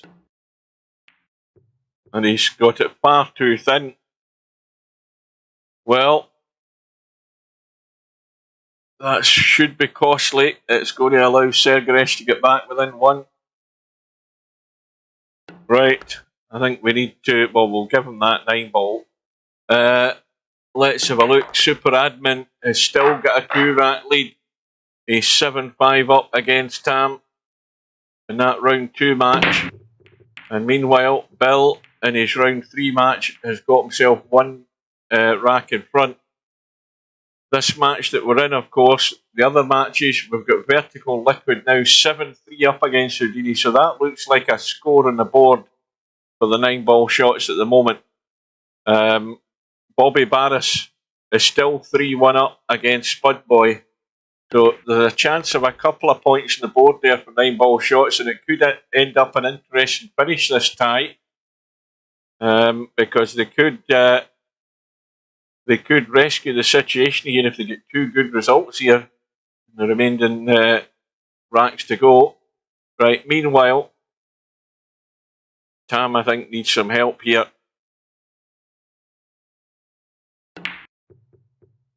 And he's way off the mark with that 3-ball now. He hopes to get a lucky roll, and he might have just got that. He might have just got that. Oh, he has, big time. He has got a roll and a half there.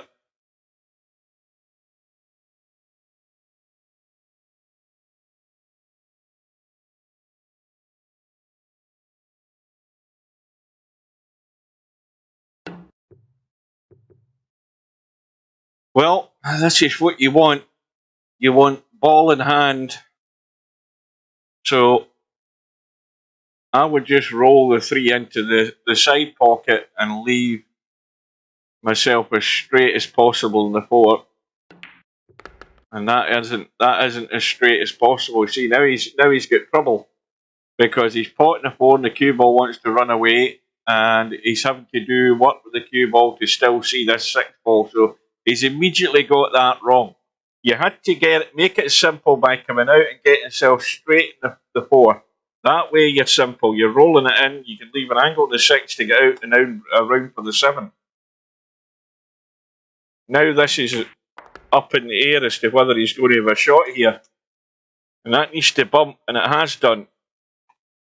Now, can he get the cue ball out of there without the 8-ball holding him up? And I can't see that happening unless he digs in. Nope. And now he's in dire straits. Trailing by 2.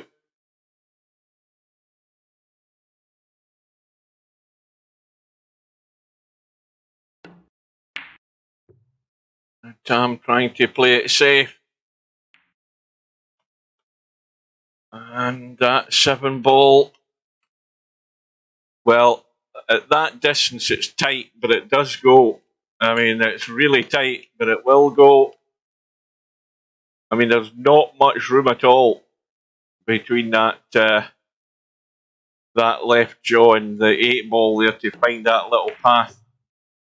But Steve's trying to keep it safe, I think, but he's going to get it safe. He's got the cover behind the 9. Well, this is the old hit and hope again for Tam. And of course, Steve's money ball has gone, so Steve again has to pot the 7, 8 and the 9. But this could be a vital rack.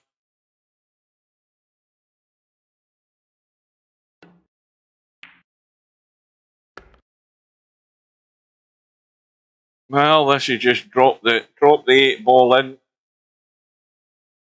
You maybe want to check the cue ball a wee bit if you want to just come out into the table and play the 9 up top. Well, that'll do. That's perfect. So, Super Admin will be breaking for the match.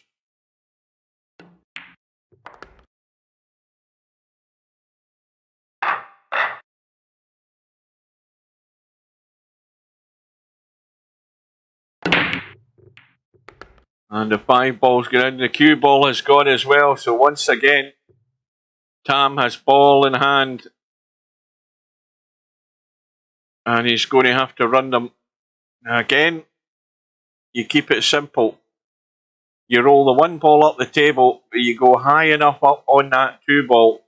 Now, why is he playing into the corner? I mean, you just roll it up the table. And if you're going to roll it across, you've got to roll across past the 2.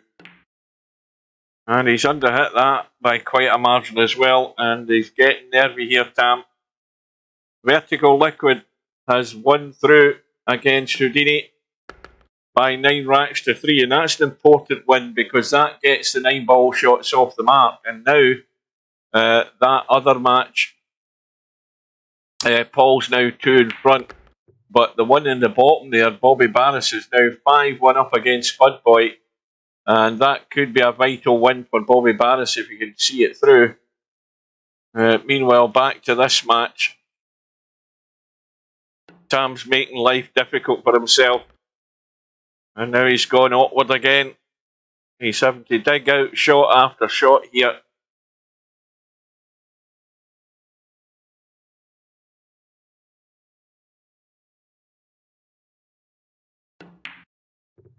And you're going to run out of luck eventually.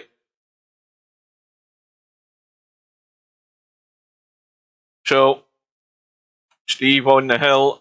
A dodgy cut in the 6 into the side. And of course, this for the match.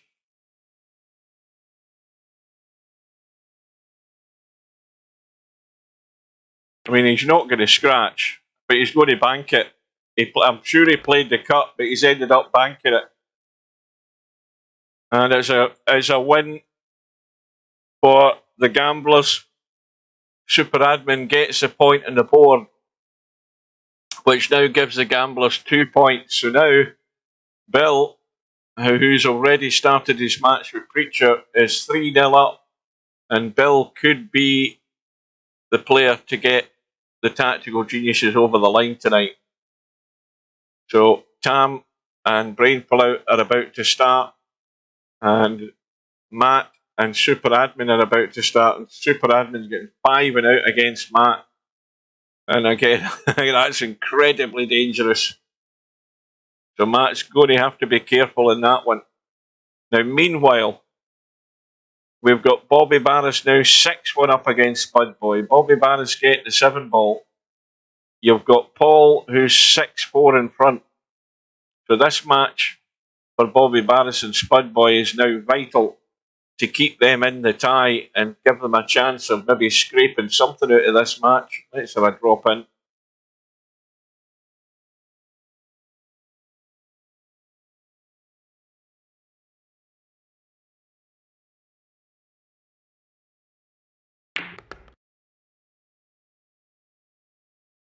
Well, that's not exactly ideal for getting on the 2.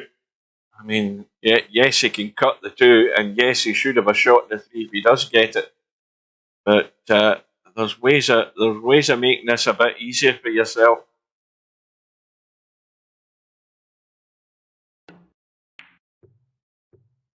And he's overcut. Well, that's the thing when you're playing somebody who's really slower and deliberate than you are. The one thing you don't want to do is get caught up in that, and when it starts getting inside your head, you start wanting to rush things. You want to try and move things on, which is not the right thing to do. When you start doing that, you start making mistakes, and the other guy doesn't change one bit. He just keeps doing what he does, and just picks you off. I don't know whether that's what's been happening in this match, but the scoreline suggests that.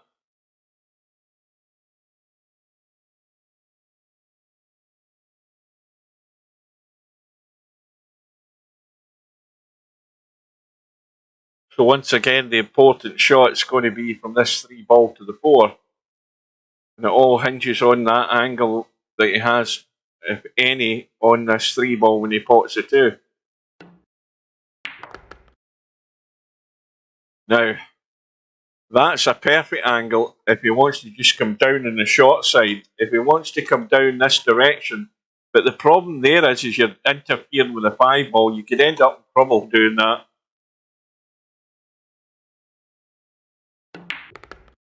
Again, he's left it way short. He could have got into that and tried to get up near the side pocket. It's just, fair enough. If he pots this 4, he could bump the 6 and still have a shot to 5 down into this corner here.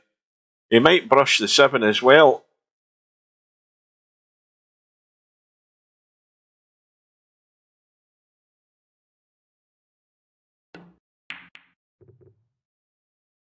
Well, he's overcut the 4 by quite a margin. So here's Spud Boy's chance to at least get another rack in the board here. So he's got to come off this 4 ball, draw off it, avoid the scratch to stay well below the 5. Well, he hasn't drawn off it at all. He's just walked straight into the trap. He just didn't go through with the shot. And again, mistakes like that, you're giving Bobby Barris ball in hand. So he needs to get from the 5 onto the 6 and then a 7 ball either into a corner or the side pocket. I'll give him a 7-1 lead here. So that is a basic mistake there. When you know that the side pocket's in play and you don't get into the shot enough to avoid the scratch. Big mistake by Spud Boy. And Bobby Barris could have played this a lot better because this is no good. I mean, okay, you can thin cut this across the rail, but you never want it to be here. Oh, he's got it. How's the cue ball? Now it needs to miss the bump. Or maybe it would have been better if it hit the bump. But he's got a cut in the 7. So this for a 7-1 lead. Well, what not to do, Spud Boy, is do what you just did there earlier in the rack and not draw off that ball far enough to avoid the scratch. That's the one thing you shouldn't have done there, because you've given him this chance. He's overcut it. So, Spud Boy has been given the opportunity to drop this 7 in. He's going to have to get the cue ball moving though. He doesn't want to be leaving this in where there's any doubt of potting this 9 ball. He's got to get down on this 9 ball.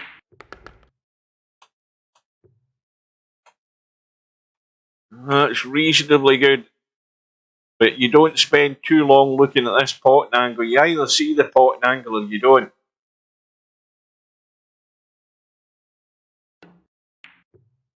So, Spud Boy gets one back, but he's got a lot more hard work to do in this match. So, let's have an update.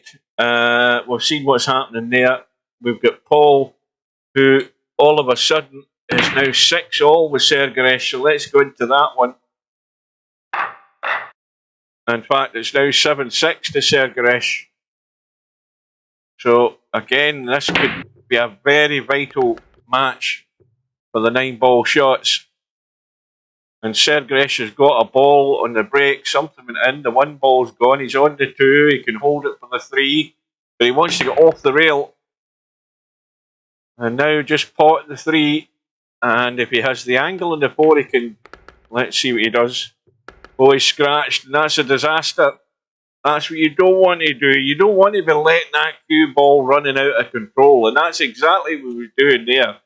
He wasn't playing that with any kind of sort of control. He just wanted to come out and leave a shot in the 4 where he could pot the 4 and draw off it and go into the 5. Well, Paul has a chance to drive that punishment home here and square the match. Oh, he doesn't want to be down in the rail, wants to bounce.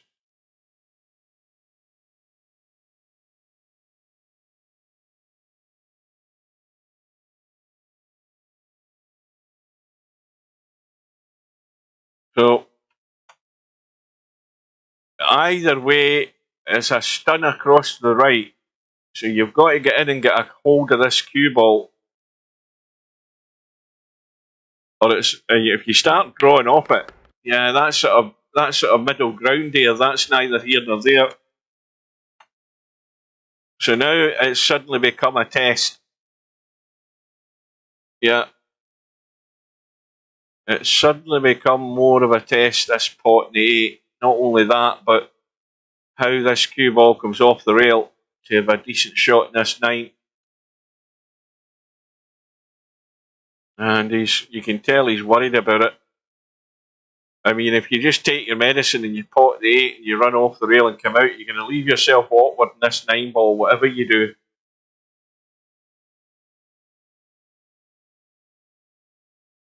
It's not probably going to be that pretty, let's put it that way.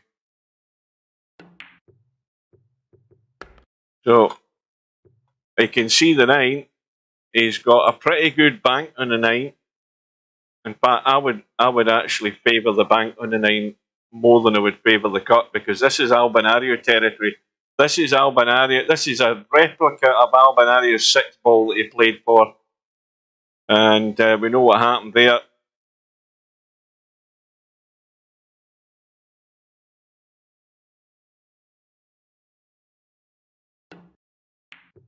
And Paul's done exactly the same thing as Albanario done. He overcut it, and Sergaresh can get to the hill, and he can.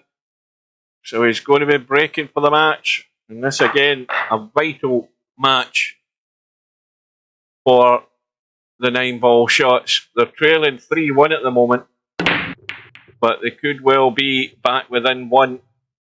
And in the time being, Bobby Barris is 6-2 up against Bud Boy, so it could be a whitewash in the round 2 matches the other way. We could be 3-all in a minute here.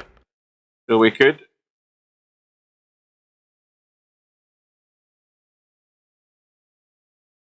And Paul back against the wall. Well, we'll give him the 3 ball, we'll give him the 4. But it's how well he gets out off this 4 ball that matters, because he wants to be able to play some sort of controlled shot to get on this 6 ball. This is no good. He's going to be hooked, pretty much. Okay, he's not hooked, but let's put it this way, this isn't good. This is not what you want, especially when you're sitting with the other guy in the hill.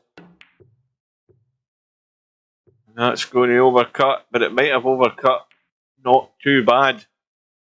Well, it is off the rail, and there's no doubt that Sergaresh is going to cut this in. Watch the cue ball though, and Paul's been given a lifeline. When you go all out for the thin cut like that, the cue ball's always going to head that direction. Now, can Paul take advantage? This looks like just a straight stop shot for this 8 ball. I don't know what the angle's like in the 7. I haven't been down to look, but yeah, it is. So, just a roll in and you're on the 9. So Paul's going to be breaking to take this all the way. So this match is really in the balance. The other one's pretty much cut and dried, I think. So, yeah, still 6-2 to Bobby Barris. Bill is 6-1 up against Preacher in his match. Matt's 3-0 up against the Super Admin. And Tam is 1-0 down to Brainful out in their round 3 matches. We'll stick with this for the time being. So, Paul's break has come up dry. Sergaresh, that 1 ball wiped its feet 2 or 3 times and then eventually dropped in. Now he's got a table here for the match. He's going to have a shot in the 3. Now, the 4 ball does go. The 4 ball does go, but he's going to be having to play a blind pocket cut here. This is dodgy at that angle, but it will go. But you're so likely to catch some of that 9 ball if you don't get the cut right, or if you overcut it, you're going to cut it to the long rail. This is dodgy. And he's caught the 9. Now how's his luck? Well, that 4 ball still cuts. So Paul has a chance. Now, he may well get a bit of help off this 9 ball here. He's putting right English on this. This cue ball might well come off the 9. Why is he not letting it run? We'll soon see whether this works out. And he's hooked. I don't know why he didn't just let that run off the 9 and come around. Because to me, I think you'd have better odds of getting on. He's now kicked to 5 and scratched. And this is just taking twists and turns every second shot you look at here. But Sergeresh now, with ball in hand, the 7 ball doesn't go past the 9, so at best, he's not even rolling down behind the 7 for the short side here, because I think it's too tight. He'd end up on top of the 7. Well, he's trying to get there, but that's asking far too much. That's asking far too much, trying to get there on that 7 ball. It was never going to happen. But watch the cue ball, because anything can happen here. He's going for the cut. Oh, and Paul lives again. And surely this time, all you have to do is cut the 7. You're over here for the 8 into the side pocket. What's the problem? No, you don't want to be sticking yourself to the rail though. Now you've got more work to do. Well, if you take your medicine, you pot the 8 and you just drop down below the 9. You don't try and be a hero. You just drop down below the 9 and play it up the table.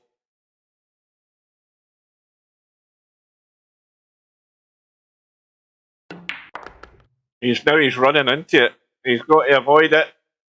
Well, that was a big risk. He could have played that a lot simpler.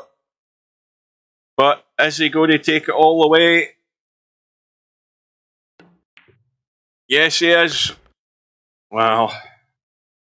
Now, both of them are on a knife edge here. 8 apiece. Paul breaking for the match for Team Philippines. Now, has anything gone in there?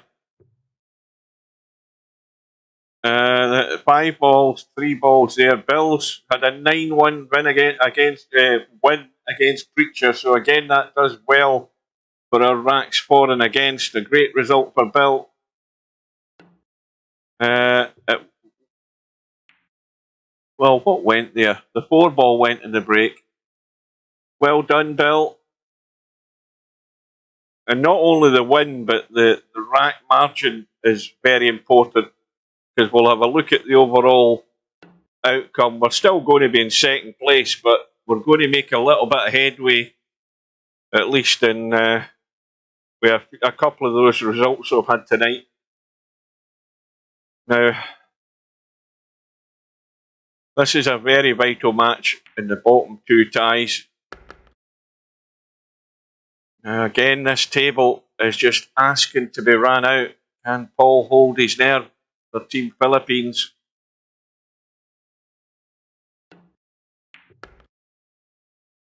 And now it's getting a bit dicey, because he wants to run on top of this 5 ball here. He wants to run on top of this 5 ball with this angle sitting.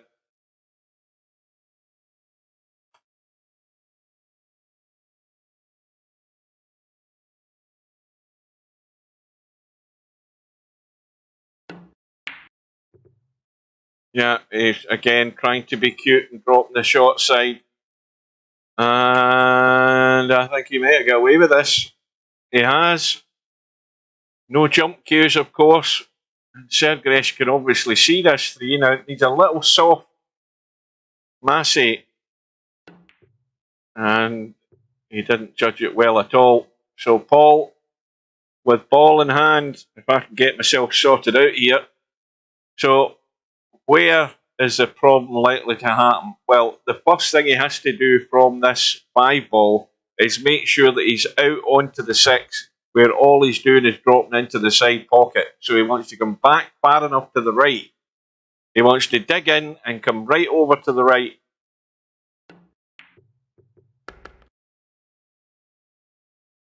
Now, can he hold this? I think he can. Oh yeah, he can just drop that in. That shouldn't be a problem. Then he's rolling the 7 in, rolling the 8 into the side. Yeah, now again, you've got to roll through far enough.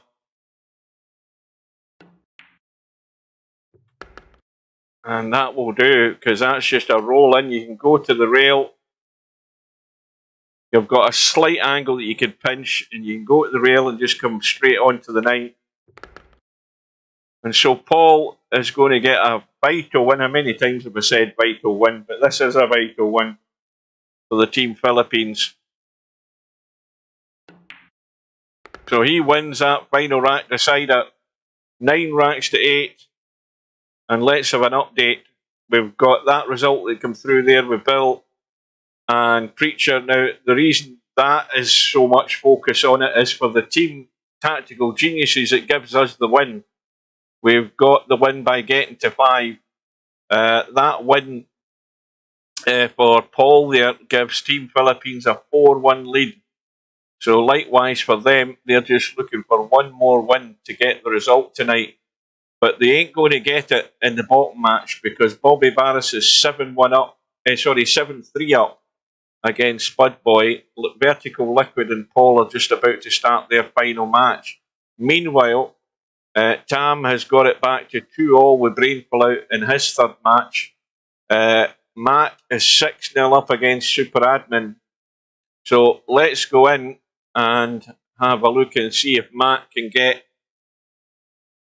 a big win here if he can, because that's what we need. We not only need the wins, but we're trying to just get rid of this deficit in racks and at least reduce it. So Matt's already had a 9-0 win tonight, and if he can get another one, that'd be a huge bonus. Because we're trying to right a few wrongs here. We're trying to get and stay in touch with the gamblers and reduce that lead. We're trying to help with the rack deficit, and I think we've gone a long way to doing that so far tonight. Certainly, Bill has contributed to that, and Matt has done it. And Tam's been eking out results. He's just got to hang in there. So tonight, Tam's had a 9-6 win in his first match, and then he lost that second match, that battle he had with Steve. And he's in the balance at the moment. He's gone into the lead 3 racks to 2. Did I have a look at that bottom match there? Well, Steve's going to get off the mark by the look of it. Yeah. So that's a gift that Steve's had to get into the match. Now, on the bottom tie, it's still 7-3 to Bobby Barris against Spud Boy. That's taken an eternity, that match. Vertical Liquid's already 2-0 up against Paul. And Tam's still 3-2 in front. So ball in hand to Matt. And he's got a problem.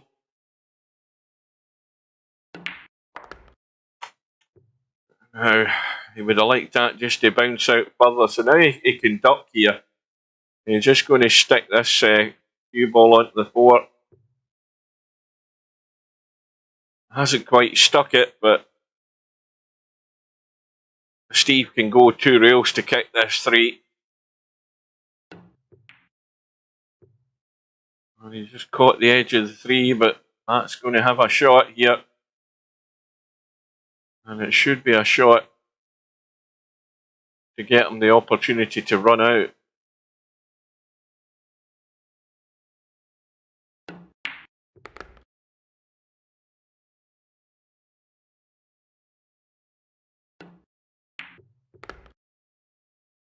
So anything but straight in the 5-ball.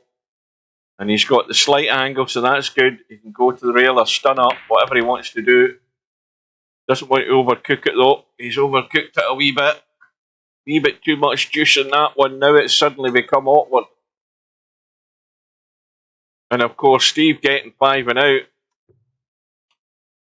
And that's still in dodgy territory. Blind pocket cut in the 7-ball.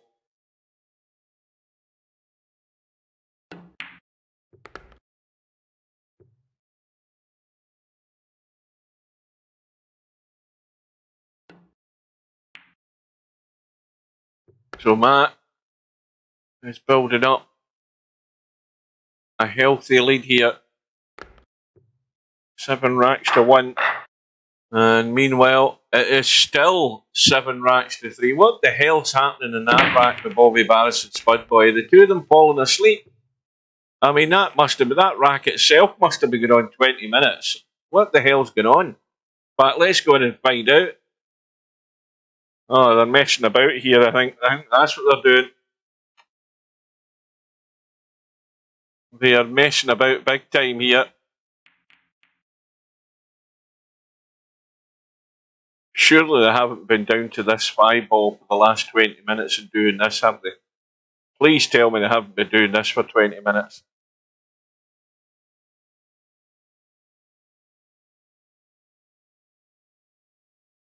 Spud Boy must be going through some sort of form of torture.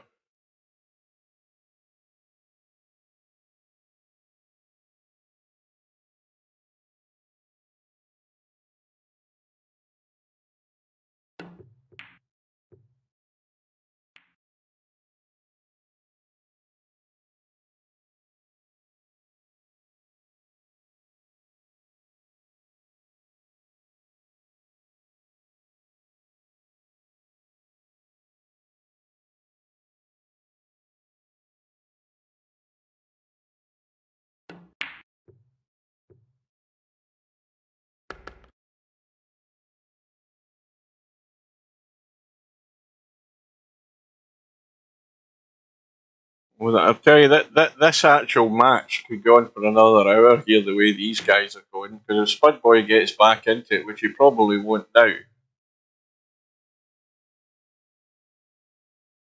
the only thing is Bobby Varys just has to drop the 6, hold the cue ball for the 9, just stun this in and hold the cue ball.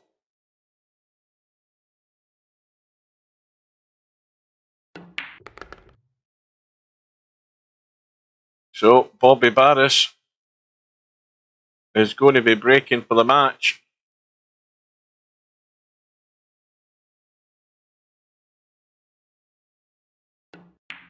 And we'll leave him to that. So meanwhile, Tam has looks as if he's got a battle going on here. Tam's getting last 2 against Brainfill out. They're 3 apiece at the moment. Matt is on the hill against Super Admin. Matt's got ball in hand, and Matt has got the match within his grasp. So this will seal the deal. 7-ball. Just a wee bit awkward again, just because of that 8-ball being so adjacent. Well, is he going through far enough in this 6? Well, he's got an angle he can work with. Can he get into the spot? He's underhit that by quite a bit. He's underhit that. That is well into bedhead territory. But that's a good recovery. Oh, he didn't want that though. And now he's got to make a bank here. Because it's not set. You've got to pick the line. And that's nowhere near it. Now he has to hope he gets a roll. And it rolls past the side pocket. And it ain't. So it's another gift for the gamblers. Just this 8-ball dropped into the side. We'll give Super Admin his 2nd rack. So far, Matt's been generous enough to give Steve 2 racks. But he doesn't want to get into the habit of doing that. And was that a money ball went in? It might have been. Yeah, there you go. That's how things can start turning here. Money ball in the break, and it's 8-3. And another one in the break. The 5-ball's gone. And balls are flying in. The 9-ball wanted to get as well. And suddenly it's 8-4.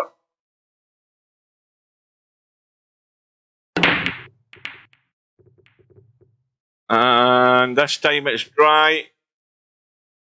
And look at where the 9-ball is. So 3 quick racks there for Super Admin.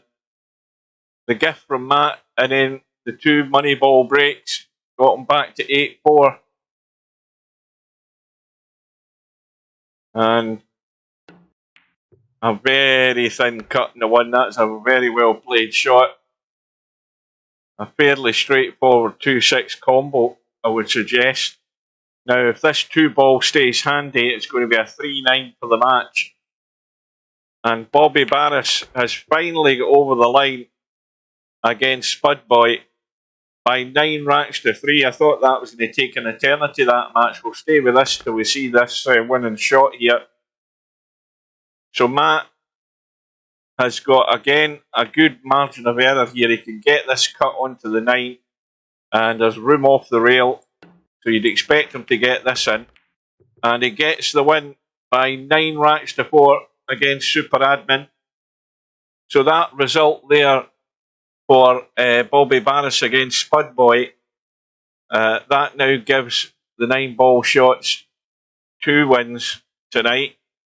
And don't forget that in the third matches, at the moment, Vertical Liquid is 6-1 up to give them another point in the board. So the Team Philippines are still sitting in 4. And the 9 ball shots are still hanging in there, so anything can happen in this match. But meanwhile, the Tactical Geniuses have consolidated their victory tonight. They now lead by 6 matches to 2. And all of the 3 matches have been played by Bill and Matt. So well done to both of them. Some good wins tonight. And Tam can put the icing on the cake here if he can come through against Brainful Out. Let's go in. And Brainful Out at the table.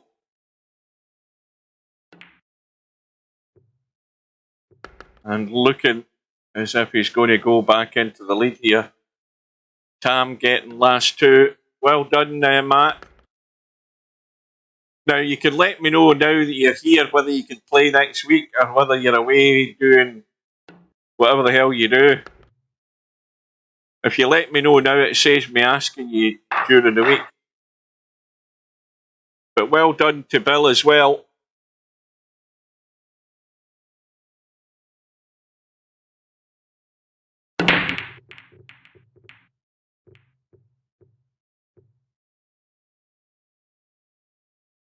The way it is at the moment, I would very much like to keep the same team for next week if I could.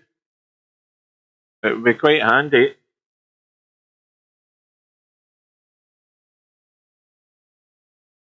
Larry will be shocked if he gets 2 weeks off in a row.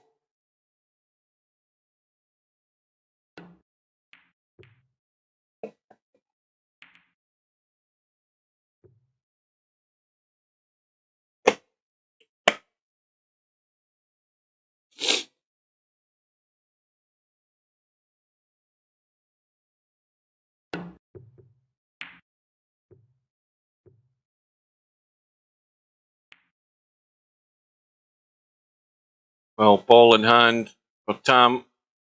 And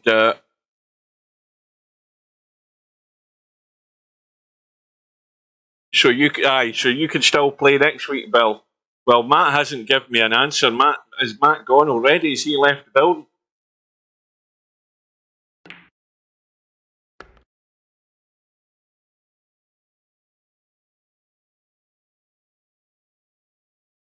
I know that you said you're going away for a couple of weeks, Bill, but I reckon that going by the outcome of these results tonight, yeah, the 27th to the 5th, I've still got that is it on Facebook, I think. I've still got it anyway.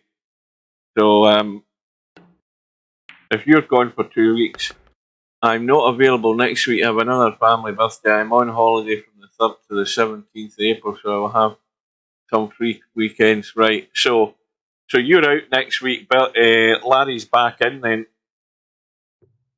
And Larry and Coldest Pillow, and we'll give Tam the week off then. That's what we'll do. So the way it's looking at the moment, unless anything crops up, it's going to be Bill. Tam. I think Tam might need the week off after that, missing the 5, but he's got lucky. So it'll be Bill, Larry, and Coldest Pillow next week. Aye, a likely story. Aye. A likely story, Tam. I'm watching, don't forget. So we need to have a look at how this all looks for the overall scheme of things by the end of the results tonight. We do know that the tactical geniuses needed a win tonight against the Gamblers because we've already played them twice and we've already lost twice to them, so we needed to get a win just to steady the ship a little bit up top, because we know that we're in a good position in second place, but we don't want to be in second place. We want to be putting the pressure on them, and the one way of doing that is beating them whenever we play them.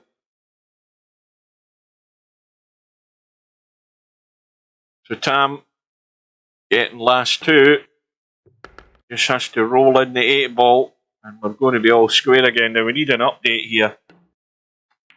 So he's cut the 8 in. Let's have a quick rundown. So the final matches in the 9 ball shots Team Philippines tie.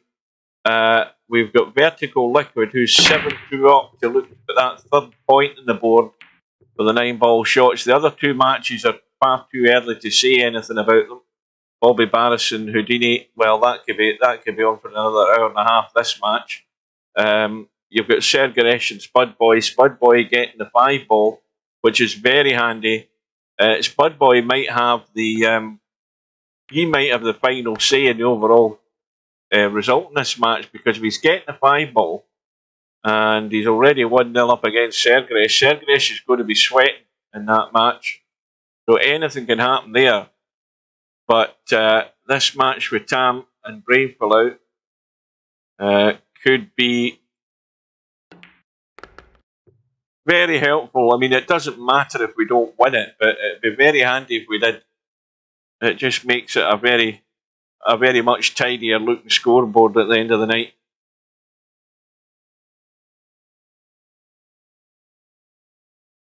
So the 7 ball's tucked away up top behind that 9 ball. I mean, that is, well, it's in the pocket, isn't it? So the 5 ball cut onto the 7 ball wouldn't be so much of a problem.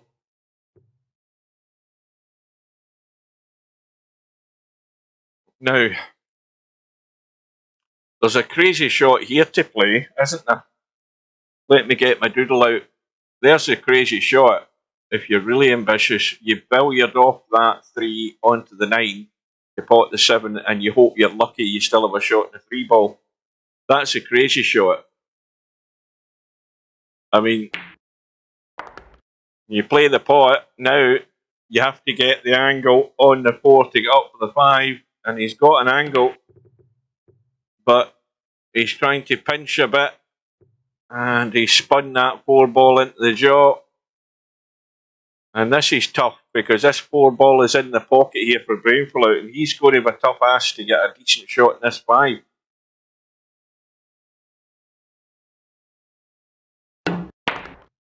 And this looks pretty good, unless he scratches, oh dear. And Tam's been given a gift that he's got to take. He's got to take this.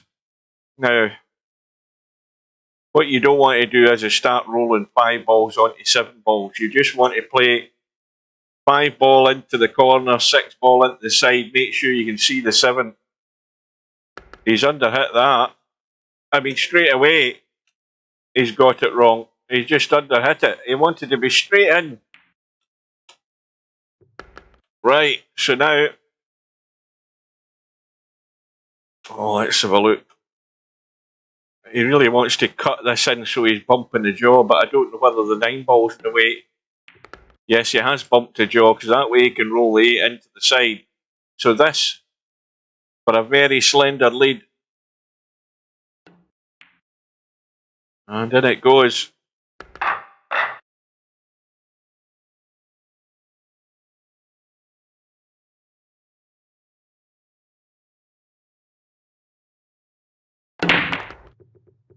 Well, something went in there. The 8 ball has gone, but look at the 5 and the 9, they're locked up.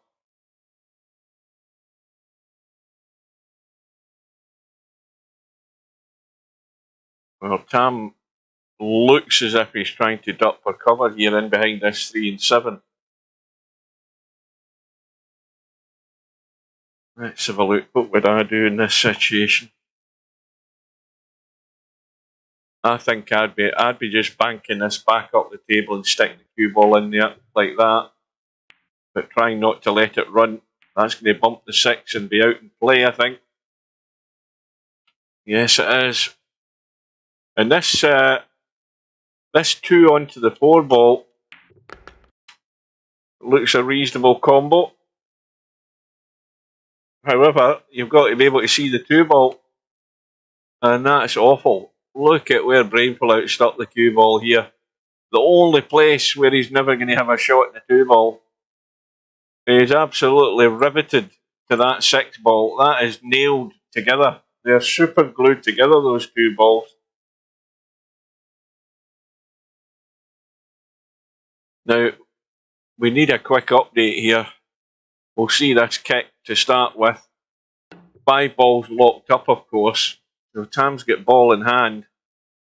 So he's got a bit of head scratching to do and how he's going to deal with this situation. Quick update. Houdini and Bobby Barris, they're 1 apiece in their final match. We've got Vertical Liquid, who's now on the hill against Paul. 8 racks to 3 up, with a chance to get that 3rd point in the board. And then at the moment, Spud Boy looks as if he's taken on the challenge here against Sergaresh. He's getting the 5 ball. He's 3-0 up. That could be the vital match that gives Team Philippines the win tonight. It's looking like it at the moment. Bobby Barris 2-1 up. This match looks over, so that should be a result in a minute or 2, you'd think. And Spud Boy's looking good at the moment. This match, however, between Tam and Brainful out, it's anybody's guess as to what's going to happen here. Well, what Tam doesn't want to do is bump this 3 up onto the 5. He doesn't want to go anywhere near that 5 ball. And that's a pretty good shot, I think. I think that's an excellent shot. Okay, it's an easy kick. But I certainly much rather it's Brainful out playing this rather than Tam. I'm sure he's thinking that. And Brainful out, the same thing. He's making sure he's not going the other way where they bump balls down onto that 5. So that means that, you know, it's whoever gets control of the table will be able to try and do something. And I think Brainful out's going to come out smelling the roses as well. So likewise for Tam, he can easily kick the 3, but doesn't want to kick this too hard. And that's another good one.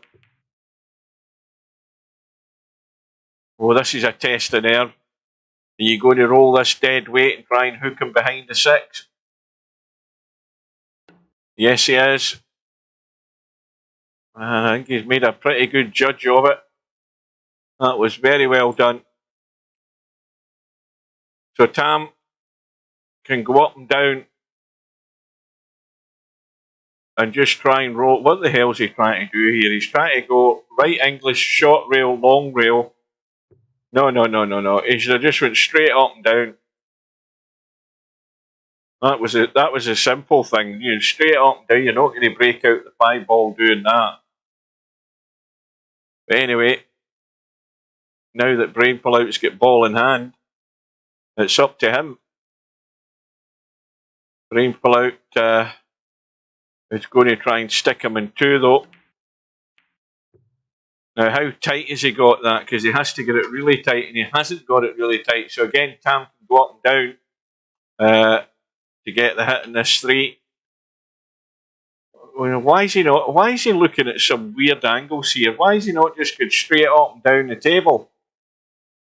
Oh, wherever he's going there, he's going short rail, long rail, trying to run into the 3. And Vertical Liquid gets the win. I don't know what he's doing here, I'll be honest with you.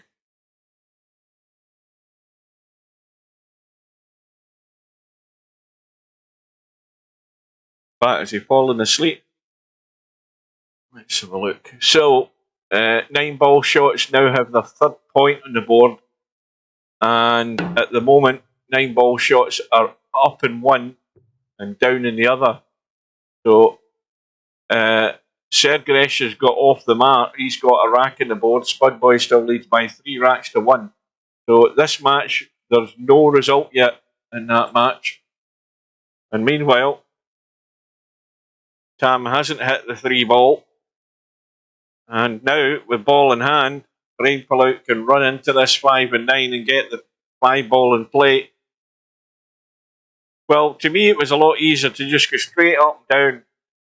Well, I'm surprised at that. I am very surprised at that. In fact, Tam can Tam not draw this 3 ball in and get this spinning into the 5. I am so surprised that Brain Pullout with ball in hand didn't pot that 3 and run into the 5 and 9 there. That could be a big mistake. Well, this cue ball.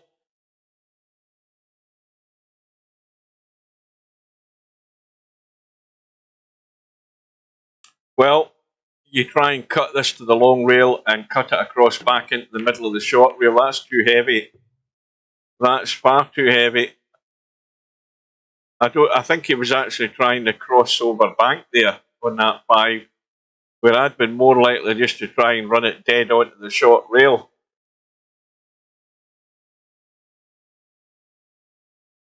But Brain Pullout's got his work cut out as well. He's trying to, I don't know what the hell he's trying there. I mean, was he trying to dead weight that 5 into the pocket and still hold the 6? I don't know. Maybe he was playing safe.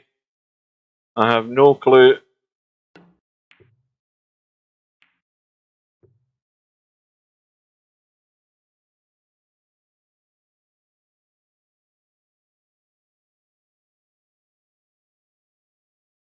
So Tam with a slight lead in a match that could go either way. But this 5 will now cut. And the cue ball should be going across the table. Oh, he's trying to duck.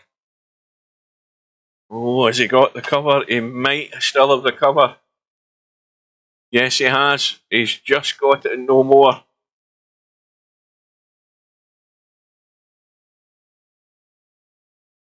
So we've been on for 2 hours and 24 minutes tonight. I think this is longer than last week. At least it's feeling longer than last week. So here we go. Brain Pullout gets the hit, gets a rail, but Tam gets his shot in the 5 to stun this in and run down past the 9 ball. No, he's running on top of the 6. Now he's bumping it.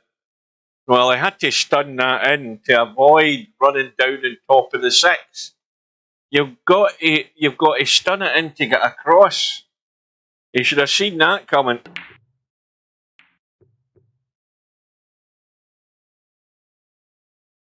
Oh, now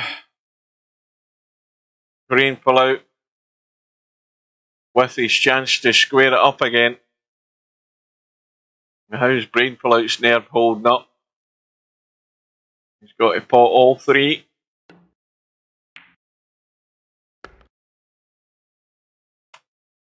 Well, this really shouldn't be any trouble. You know, 7 balls, not a problem into the side pocket. Just let the cue ball run through. And a straight roll in for 5 apiece. So we'll have a quick update. We've got the top match and the final matches on the 9 ball shots Team Philippine match, a match that's at 4-3 at the moment for the Team Philippines. We've got Bobby Barris tied at 2 apiece with Houdini. We have Sergeresh and Spud Boy. Spud Boy's got a slender lead there, so anything can happen with those 2. And we are at 5 apiece in the final match in the Gamblers against the Tactical Geniuses. Tactical Geniuses have the win, but they do want the icing and the cake.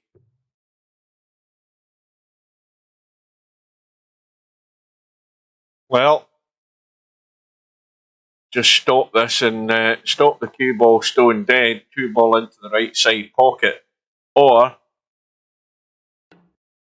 come back if you fancy trying to play a 2-9 combo. Well, this is just a little roll through. Roll the 2 in, get through for the 3, but don't roll through too far on the 3. Oh, he's not hit that at all. He has not hit that at all. He's well out of line there. That's like 6-7 inches short, but that's like almost a foot short of where he should have been there for that 3 ball. And that's why you end up missing shots like that. Now, I think Tam needs to tweak this cue ball a wee bit. If he does, he'll pot the 3. You've got to be brave enough to play this shot. You've got to just tweak the cue ball around that 4. There's loads of room to do it, and loads of room to get enough of that 3 ball.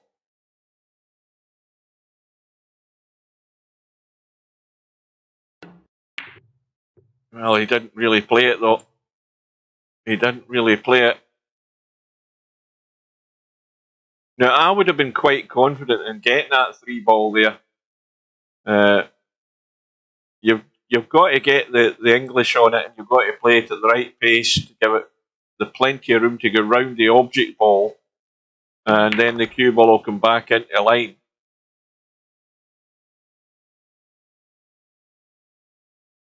So Brainful out. Very good opportunity now. The balls are all there. There's not any issues to avoid. The only thing that's slightly troubling is the 9. You've just got to come higher into the table for the cut and the 5, which isn't a problem because you're heading in the right direction down for the 6. What is the problem here is where the 6 is sitting. You're either going left or right of the 6, anything but on top of it, and you don't want to finish below it. Now, what Brainful Out's done is finished on top of it. So now he's got a dodgy cut. In fact, the bank looks better, but he's going to be going for the cut.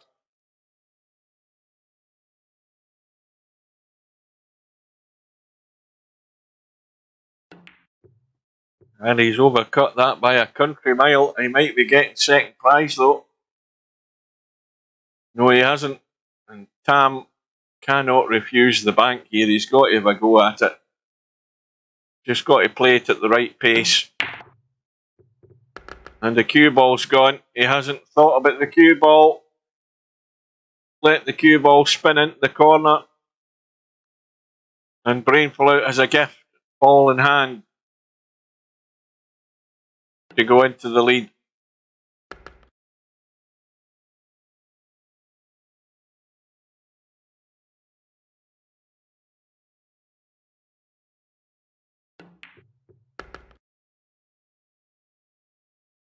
Of course, I've just remembered I need to double check the team lineup that I can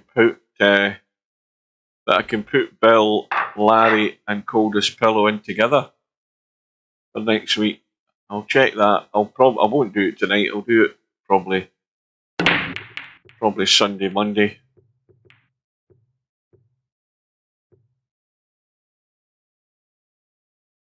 Well, not Coldest Pillow. Brainful Out's break is dry. And I haven't a clue what the hell Tam was thinking there. Tam's lost the plot here with that shot. Ran straight into the 2 ball running all over the place. And he's got no shot on it.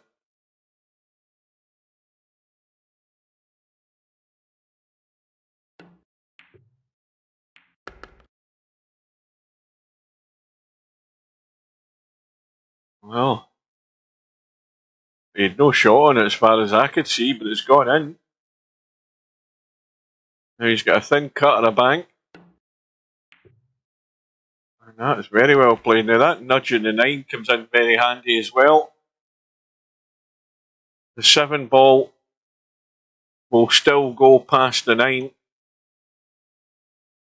But, well, this is hard work for Tam.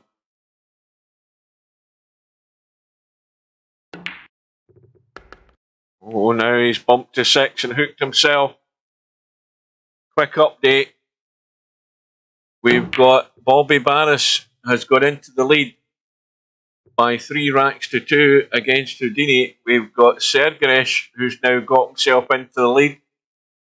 Tell a lie, I didn't realise Spudboy was in 5. Spudboy still has a lead. 5 racks to 4. So again, Spudboy still get the chance of being the winning match here. But anything can still happen in these 2 matches. And Brain pull out. Well, we know the 7 ball goes past the 9.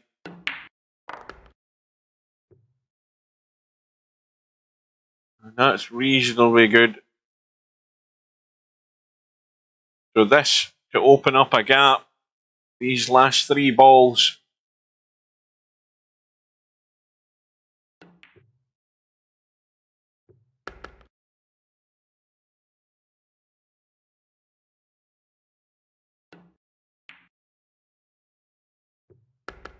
Oh, it thought about whiting its feet, but it went in comfortably in the end. So Brain pull out now is in a strong position. 2 racks in front.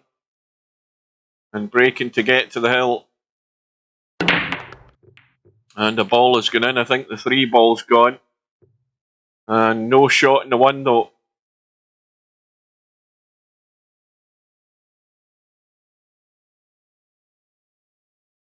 So where's the push out?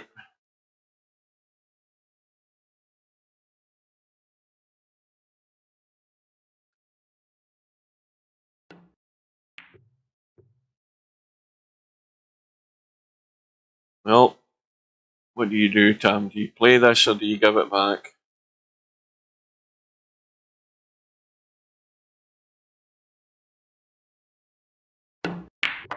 Nope, he's gone all out for it. And again, when you start doing that, you're hoping for luck. Really, at the end of the day, he's hooked in the 2. You know, when you start being positive like that and going for pots like that, you've really got to get lucky to have a shot. He's got the kick, but he's going to spin out. No, he's scratched. And no doubt that Brain pull out is going to try and stick him in 2 fouls here. Or is he? No. I thought he was going to try and nail him in 2 fouls. He's got the 2 ball. Why would he? 2 ball goes with ball in hand. 4 ball into the side. 5 ball over the corner. 6 ball's the problem. Now, does he leave this for the 6-8 combo? I think he's got to. I don't think he's got much of another alternative. I think he's just got to get this. I mean, he's stuck to the rail, so he's got nothing he can do other than leave the 6-8 combo. And he's just got to play this pocket way, try and keep the 6 ball in play. Well, he's overcut that by a mile, and he's going to get away with it, is he? Well, sort of. He's not left anything easy for Tam. This is no good either way.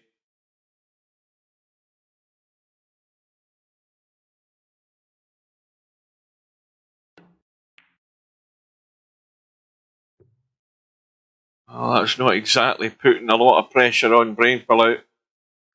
He's got the cut into the side. He's got this pot up top.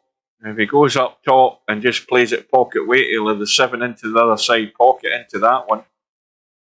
And he's overcut that by a margin. So Tam lives again.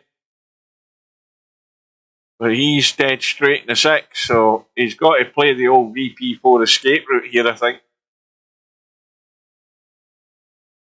He's got to watch the draw as well if he does play the draw. And there's not much that you can pinch with this 6 ball. It's bolt straight. And you've got to watch the draw.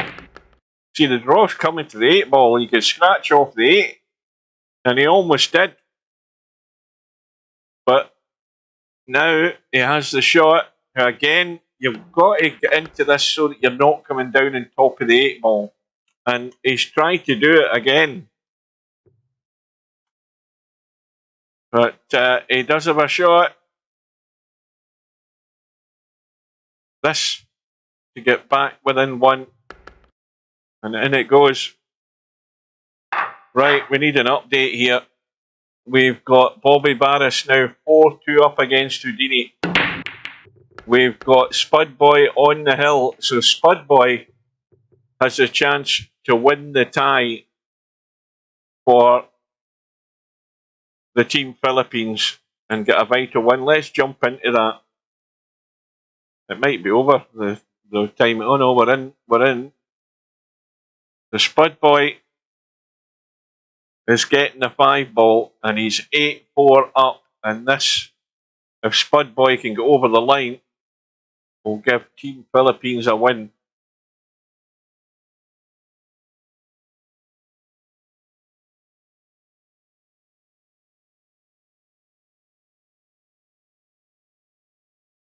Sergeresh going all around the houses to get the hit. I think that was a good hit. And he's got to a rail. And look at the end result. He's left Spud Boy hooked. What a shot that was. What a shot that ended up being. He went 1, 2, 3, 4 rails to get the hit on that too. Got a legal hit on it. And gets a nice little roll behind the 7.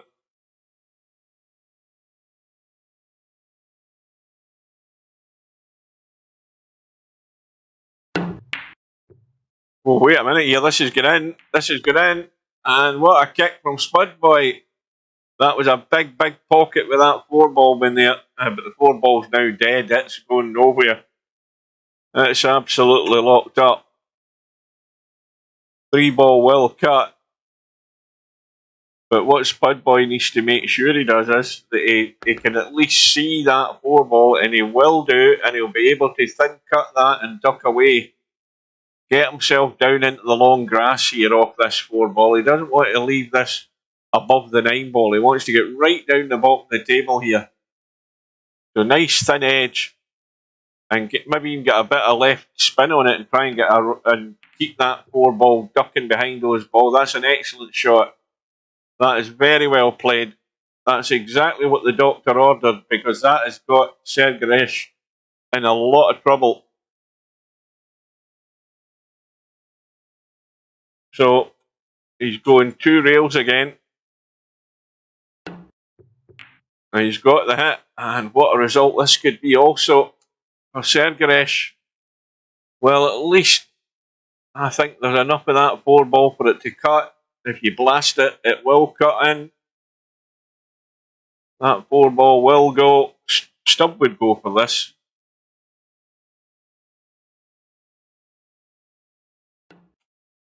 But Spud Boy, oh no, he didn't want to hit the 7, not the 7, the 8, because that's left Sergeresh on the 4. But look at the 5 and 8. They're not dead set, but that can certainly be made. That 5 and 8. The 8 ball's going to the jaw, and there's enough gap between the 2 of them for you to easily make that. But he's decided he wasn't playing that as he tried to leave a bank. Well, the bank will go. There is room. Oh, he's nailed that, and he's on the 6. Well, is Sergeresh going to spring into life here and keep Spud Boy panicking? Well, Spud Boy may well have to take at least another rack here the way things are going. Sergeresh just a roll into the 8, cue ball back out into the table, 9 ball into the bottom right hand corner, and he'll be back to within at least 3, and he's overhit that way too much. Spud Boy, get ready. You could be having a go here for the match.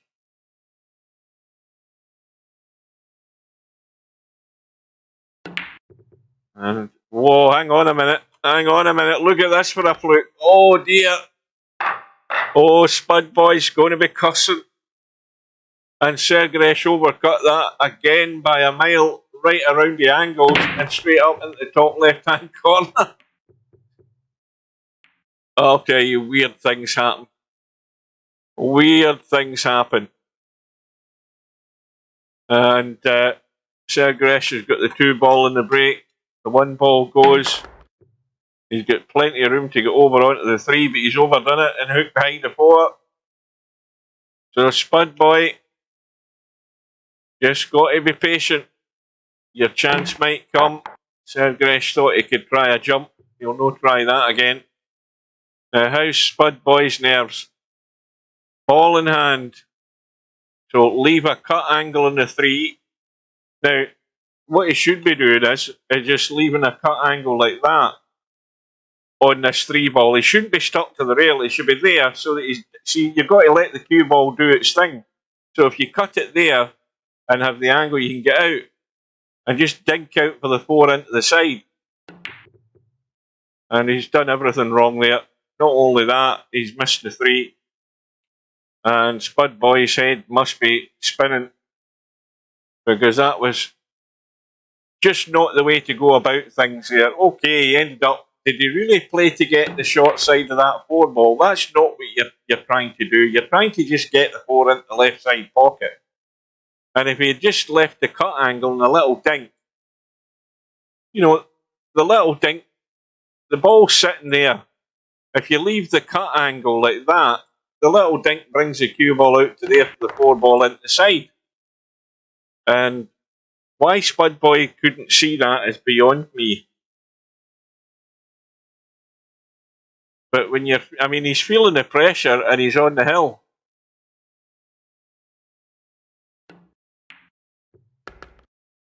And Sergresh, well, this is not where you want to be either. So again, Spud Boy has to compose himself and get the job done here when he gets a chance, unless Sergresh can nail this in the side pocket.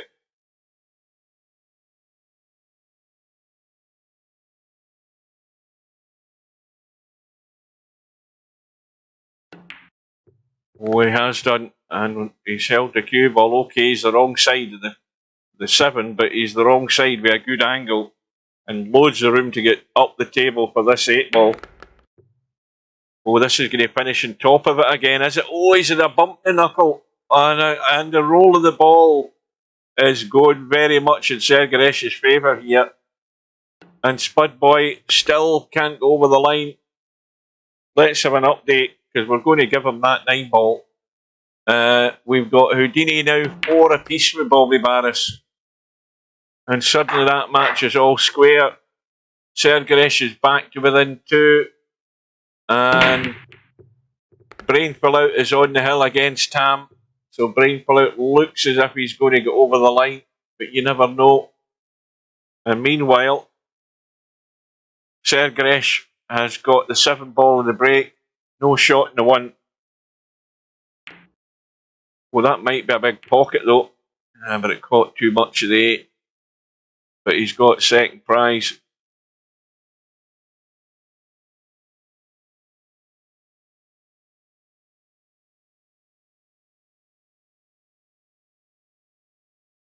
Well, again, it's a big target to hit the 1 ball. And again, if you get this right, you could still maybe squeeze that 1 in past the 8. You never know.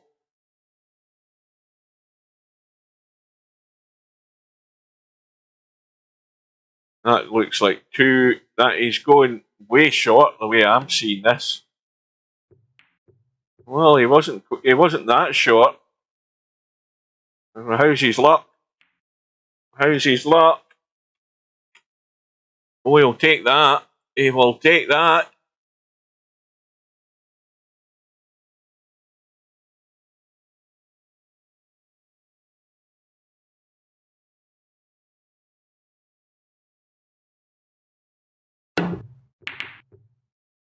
Watch the 8 ball. The 8 ball's going to go. Once again, Sergresh this time not getting quite as good a roll. He's now hooked to the 1. But again, a good chance this could get kicked in. How's the roll of the ball? Oh, this might be... well, this is just, again, it's one of these ones where if you've got the nerve, you nail them to the 2. If you're quite comfortable with your control of your mouse, you nail them to the 2. But when you're doing that at this kind of distance, you've got to have every faith that you can, and you're comfortable at playing this type of shot. Oh, well, I never knew you were away, Coldest Pillow. But we've got a nail-biting finish here for the 9-ball shots and the Team Philippines tie. This can go anywhere, but Spud Boy's the one that had the chance to get the Team Philippines over the line, but he hasn't got there yet. And he won't get there by doing that either. He set the one over the top, over the side pocket, 2 balls in the open. And Sergaresh could be back within 1 here in a minute. We need a quick update because things are happening. It's still 4-all in the Bobby Barris match. And of course, this match is the one where the Team Philippines could get themselves over the line, but that still may not happen. Tam is back to within 1 against Brainful Out. I'm saying nothing. Brainful Out on the hill.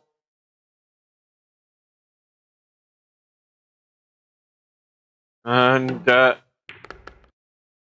Sergaresh has hung the 2-ball. Spud Boy's kicked it in. And Spud Boy has a straight roll in the 3-ball. And he must leave an angle in this 4. He doesn't want to roll through to the 9-ball.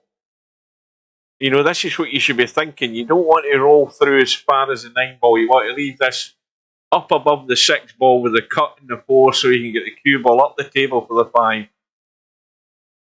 So you just roll through to about there. But you must have an angle off this 4. And, you know, he's done pretty much what I've said not to do. You don't want to roll up to the 9-ball. Because now you've got a problem with manoeuvring this cue ball at a distance. And this is just not what you want. Yes, we've won the tie. You know, that's been done and dusted a while ago.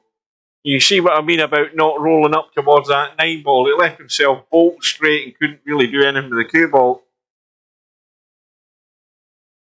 And with some big, we had Matt with that 9-0 win. Bill had a 9-1 win as well. We'll have a look at all of that at the end of this. The Spud Boy here had the 5-ball for the match and he's missed it. And the match is still alive. And Sergaresh, if he can get this 5, get down onto the 6, half decent, he's going to be back to within 1. Oh, he's caught the 9. And suddenly there's a little bit of doubt. And he's got to watch the cue ball here when he's playing this 6-ball. And that will do. So Spud Boy's nerves must be in tatters because he's been sitting on 8 for an eternity. And he had a cut in that 5-ball for the match there. And Sergaresh is breathing right down his neck. Now we need an update here in a minute. Because things are unfolding here. Now, I don't think anything went there, did it? The 8-ball, no, the 8-ball's still there. What went? 6-ball has gone. And no shot in the 1. Right, let's have a look. We've got Bobby Barris has got himself in front against Houdini. And as we've seen, Sergaresh back to within 1. And it's 8-all. It's a final rack deciding with Tam and Brainful out. Oh dear. I think I've got to go in. It doesn't matter if I jinx him. I've got to go in. Well, Brainful Out's trying to kick at the 5. And the 7-ball's tied up as well. So Tam, even if he gets ball in hand, is going to have hard work here to get the... Well, Brainful Out's absolutely nowhere near the 5, but I think possibly that was wise to be like that because he's going to leave Tam with all the problems. You know, what he didn't want to do was do the numpty thing and start banging balls and breaking up that 8 and 7. Tam's going to have that problem to deal with. But the one objective Tam has to have is he has to get up above that 7 ball. Because then he can still have control of the table. I don't know whether he can. Well, he's got the angle. Now, I don't know what the hell that was. He could try the crossover bank. I don't know whether he's sitting good enough for it. Oh, that's going to be a gift. That's going to be a gift. Well, it's pretty straight, and he stuck the cue ball to the rail. It's not quite as simple as it looks. And Brainflout is going to have to try and pinch a wee bit of this 7 ball. He's going to have to try and pinch a wee bit, because if he hits it straight, he's going to follow it straight in. He has to pinch a bit. And he hasn't. I mean, why did Brainflout not see that? I mean, the commentator's eye isn't that great that nobody that's looked at that shot couldn't just pinch a little bit. And Brainflout is sold out in the end and gifted it to Tam. I mean, we've seen 2 or 3 numpty shots tonight. That goes down as the 3rd one, because every day of the week, if you play that straight, you're following it straight in. He was stuck to the rail. He had to try and pinch a wee bit of angle there. And he's gifted it to Tam. So Tam has, again, some very good wins here tonight. Battling wins for Tam. I mean, he was down, not quite out in that match with Brainflout, but he came through in the end for a 9-8 win. So very well done to the Tactical Geniuses. An overall win of 7 matches to 2. We had Super Admin beat Bill in that first match, 9 racks to 5. But we had Matt with a 9-0 win against Brainflout, and we also had Tam's win against Preacher, 9 racks to 6. In round 2, we had Bill with a 9-5 win against Brainflout, Matt with a 9-7 against Preacher, and Super Admin beat Tam 9-5. And then in the final matches, it was a whitewash. We had Bill with a 9-1, big rack difference there. Matt with a 9-4 against Super Admin.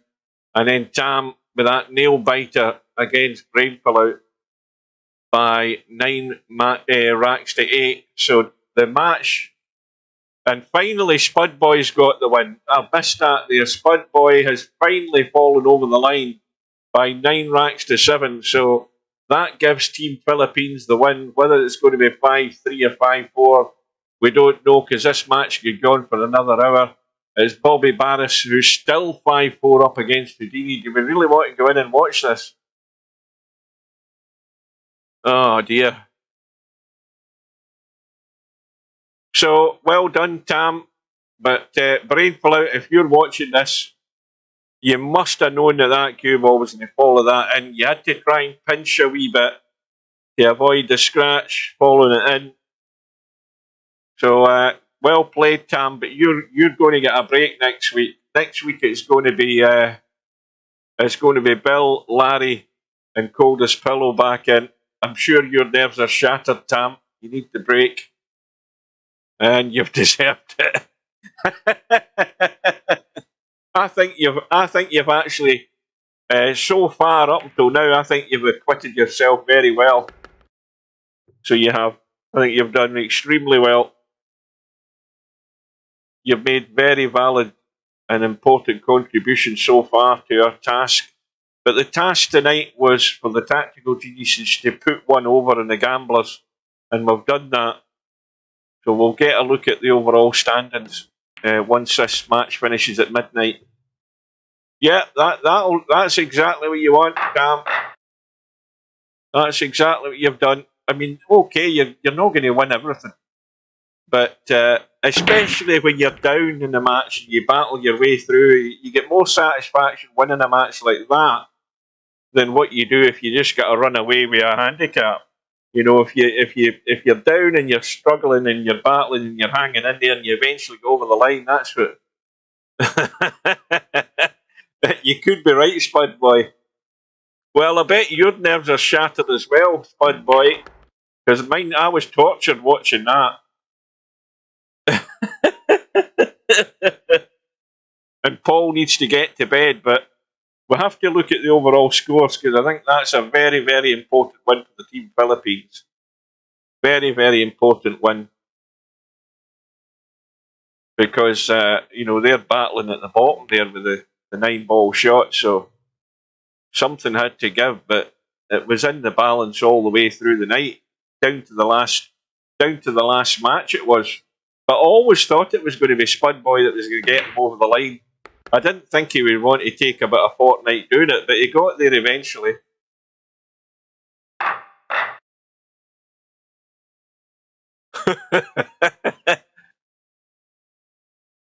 Well, Bobby Barris is this match. I'll tell you, this match has got final rat decider written all over it. I'm telling you that now.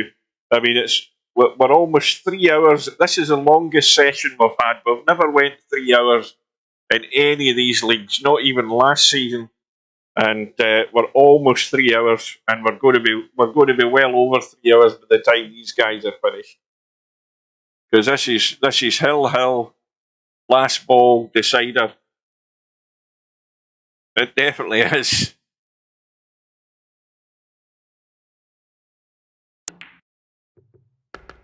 And he almost missed that one ball into the side there. Now this is nice angle in the 3. Now he might come up and bump the 4 here for all you know. You just got to hope he gets a roll off this if he does bump this 4 ball. Well, he's missed the bump. He could have done with bumping it. So now he's got to duck. And he's got a good opportunity here to duck.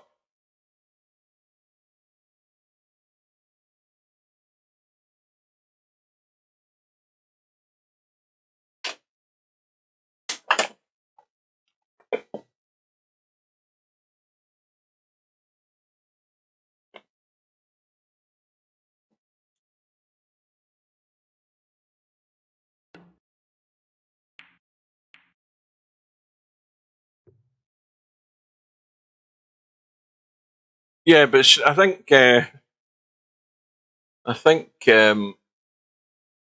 the hell is it again? Yeah, Steve beat Bill. What it doesn't show you there is that the end results is what the handicap was. But I'm sure Steve was getting 5 and out. So he was.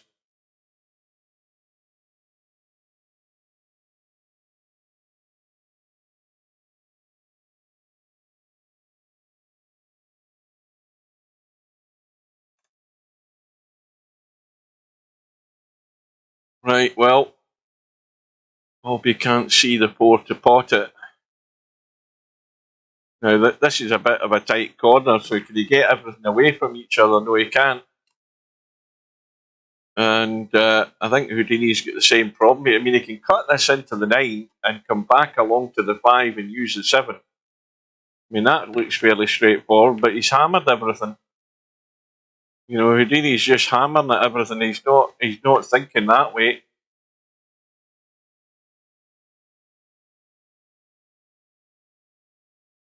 So you can definitely pot the 4 into the side, but you're going to have to work the cue ball to get anything anywhere near this 5.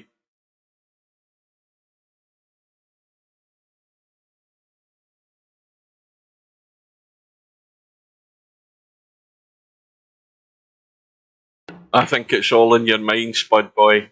I think the match against Bobby Barris has tipped you over the edge tonight.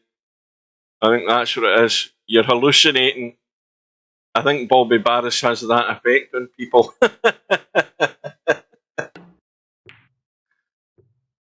This might be a good result if it spins. Nope. Who knows what the hell the cue ball's doing? Who knows what the rack's doing nowadays? Whether it's fixed so that everybody's happy one way or another. Who knows? And see, at the end of it all, who cares? Yes, of course it changed again. Because Semi-Pro was talking about You know, because Steve had it set as the magic rack. So, you know, the wing ball's going to go in the break, and Semi was playing soft break so that he was always in the one ball. And so Steve updated it and changed it again. So it's now been changed again. The only thing is, I don't think semi-pros at home to actually test it, but it has been changed. That's what the update was. If you look at the support page and go down to the change log button, you will see that the rack has been tweaked again.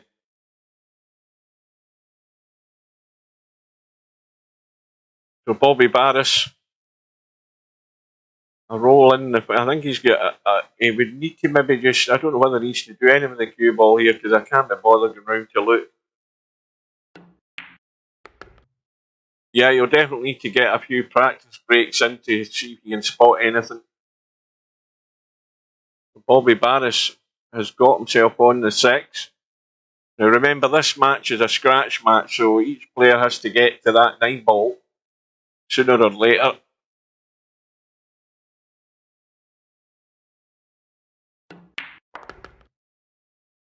Now, you don't want to be too close to the rail, Bobby, but he's got a nice angle in the 7, so he's got nothing to do. Again, he just wants to be high enough up on this 8 ball. If anything, you don't want to be anywhere near short. You want to be high enough up here. So if you want to, you can run the cue ball by spinning it around the rails, whatever, but you don't want to be short. And watch the bump. Well, he's actually got an angle here. He can go forward if he wants, and he can come down this left side. Yeah, you can definitely go forward and come down this left side. You've got to hit it though. And watch the cue ball. You can't hit it there though. You can't hit it there. Oh dear. And this is why this match is going to go all the way, because of things like that. And Houdini has done another great escape. He's got a gift ball in hand, 9 ball for 6 apiece.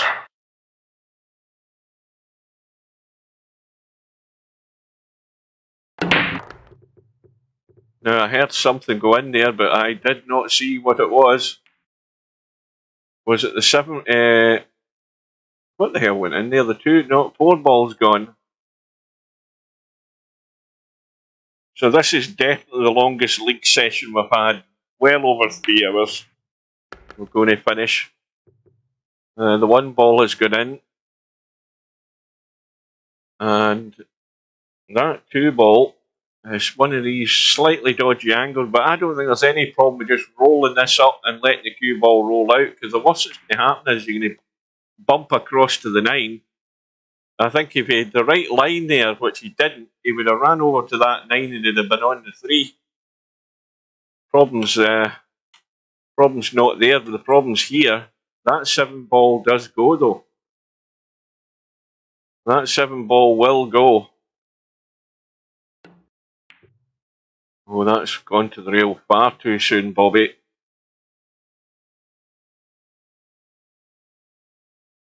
So, for any latecomers or any of you still awake, this is the final match of the night.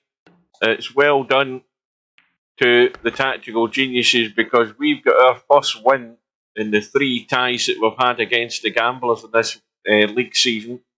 We lost the first 2, but we've got a win tonight. A 7-2 win in the overall scores. Good performances all round, I would say. That's the way of summarising it for my team. Okay, you're going to come up against 5 and out. You're going to get stuffed one way or another, but Bill and Matt certainly contributed, as did Tam. I mean, I think no doubt about it. I think everyone in my team had 2 wins and 1 loss. Was it not? No, somebody must have had a clean sweep, because we only lost 2 matches. Was it Matt that had 3 wins? Yeah, Matt came up with the 3 wins. He done Brave Flout 9-0, then he had a 9-7, and then he had the 9-4. So Matt comes through with shining colours tonight. No doubt about that. But it was a good all-round performance by the team when it was needed. And this match tied at 6 apiece.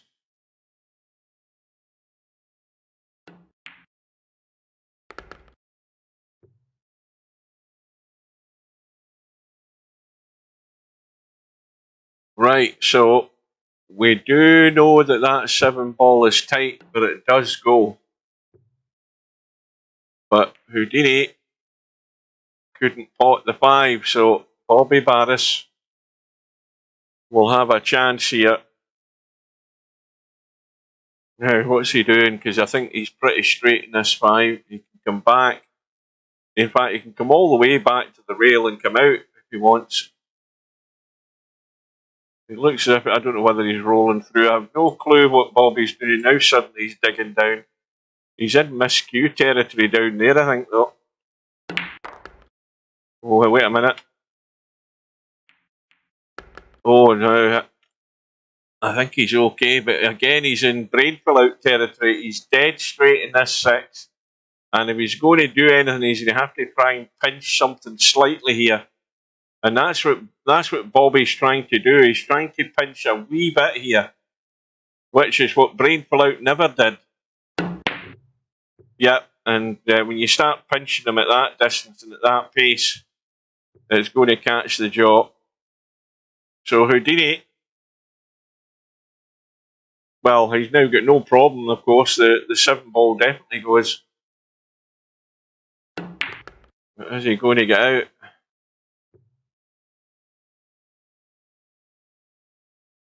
Well, just draw back off the 7. You don't need to juice it up too much. That will do it. And a nice, simple enough roll in the 9. You should never be missing these.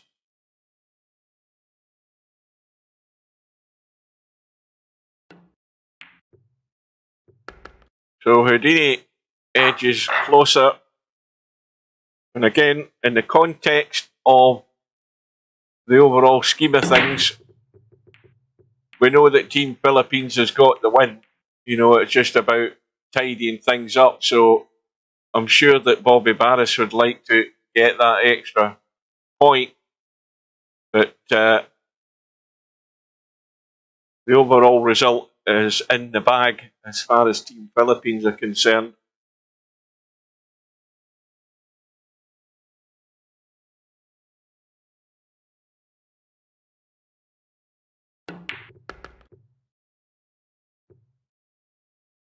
And that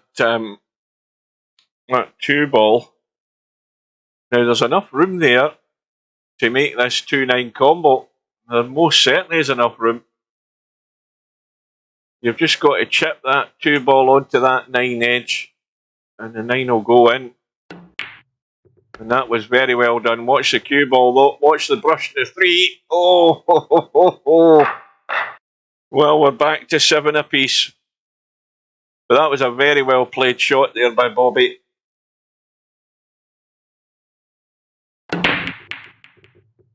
And look at the 9. Some 2 balls have gone into the side. I think the 1 and 2 have both gone into the side.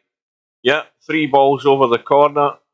Now, if he can come down the table, he might have some sort of 4-9 combo, or certainly a 4-5 combo if he stays up there. Doesn't want to get too close. Well, he might end up playing the billiard. In fact, I think he's got to play the billiard here.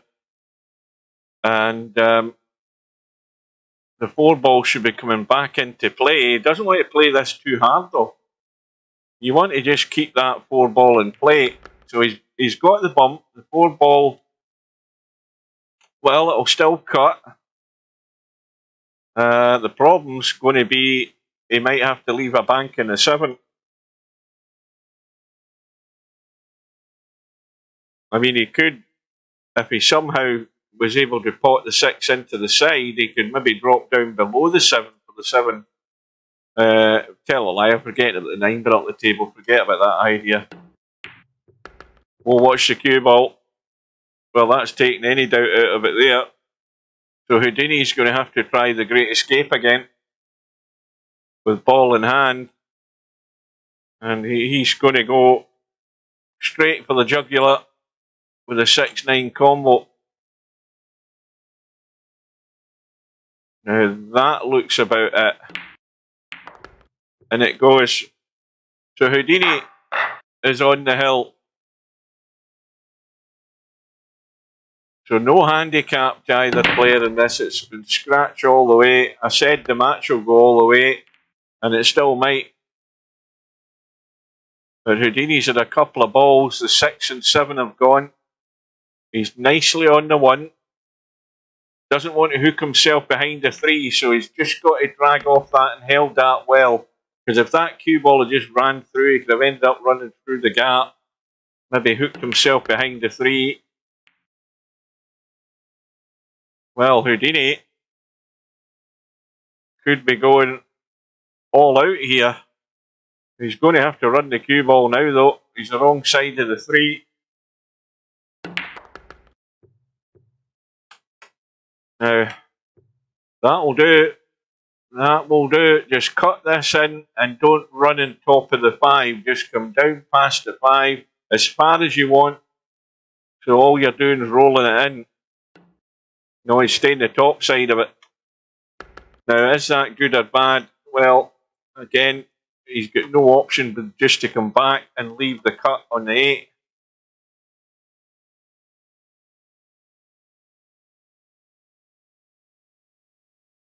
You don't want to be starting doing any sort of acrobatics with the cue ball. And he's starting to do acrobatics. That was pointless. That was absolutely pointless. Why the hell is he trying to do that when all you had to do was draw back and then leave the shot in the 8? Now he's left himself in no man's land with a bank or a very thin cut. Why is he making his life so much more difficult? I just don't understand it. I don't know what happens to some players' logic when logic and common sense seem to desert them at the vital time. But he's dug out a pot. He shouldn't have been there, though, let's be honest.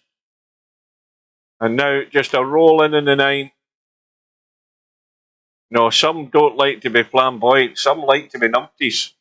That'd be the name of a good film. A bit like Some Like It Hot, but some like to be numpties. Oh dear. And he stuck the 9 into the rail and blew it. And Houdini's blown a gasket. I think Houdini's gone over the Niagara in a barrel there. But he's got away with it. Look at where he's left Bobby Barris. He's left him with nothing.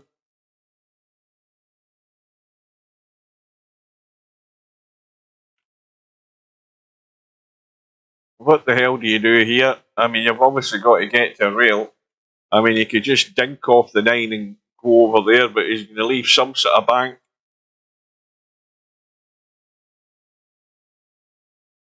Or you could just give it an almighty smack and start things rolling and hope for the best. But good luck, whatever you try.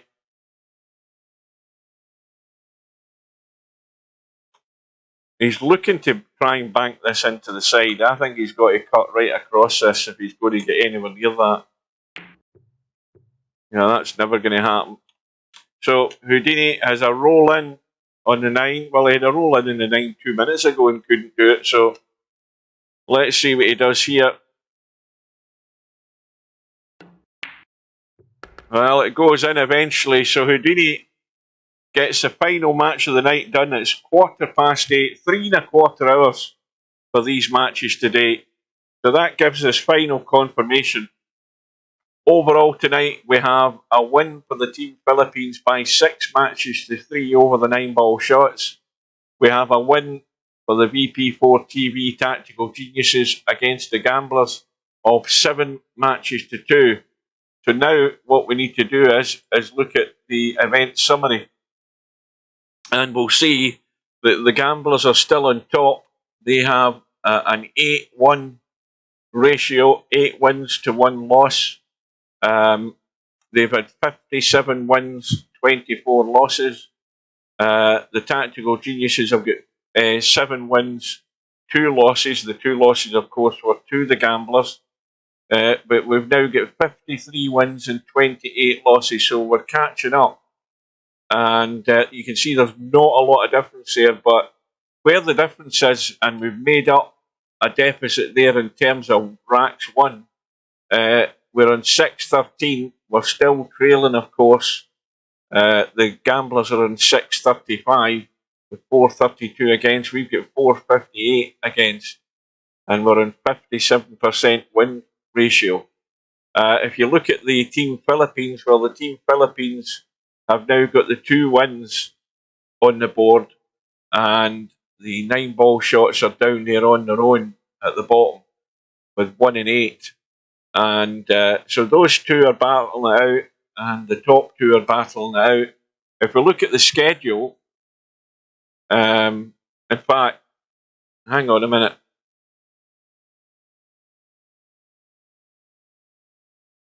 If we look at the stat, in fact, does that make a bloody difference? I don't think it does. Is there anything to be seen in there with the stats? Racks high, run, vertical, liquids at the top with 5. What else are we looking at? I don't think this is. I don't think there's anything to be made out of this at all, because it all goes down to how many matches you've played. But Larry's at the top with Racks ran on 49, along with Chimpy, and semi-pros in 39, Paul's in 39, Bobby Barris in 34. Now this, of course, includes money balls in the break as well, because there's no way Bobby Barris is in 34 Racks ran without a load of money balls going in. Matt's in 33, which is pretty good, bearing in mind he hasn't played that much. Segresh 32, Bedhead 27, and so on. So let's go back to the schedule. The schedule now, what week was that? Was that week 9? 2, 3, 4, 5, 6, 7. That was week 9. Week 10, it's now the Team Philippines against the Tactical Geniuses again, and the Gamblers against the 9-ball shot. So it's the 2 top teams against the 2 bottom teams next week. So that's week 10, and then you'll get week 11, week 12, and then the top 2 teams are in the playoff. So it looks, I mean, it's way beyond anything any different. It's going to be the Tactical Geniuses against the Gamblers in the playoffs, which are going to be on Saturday, April the 13th. So that's what's to come, folks. Well, it's been a long night, but well done to both the winning teams, especially well done to the VP4TV Tactical Geniuses. We needed a result tonight. We needed to right some wrongs, and we did that. Well done to Team Philippines, now getting that gap between them and the 9-ball shots. That is it. So thanks for your company, guys. I will bid you good evening, and we'll see you again very soon. Take care and good night.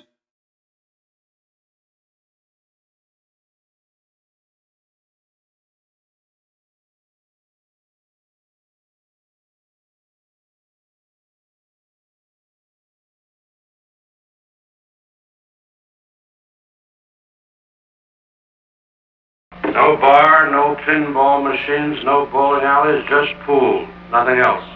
Good night, ladies.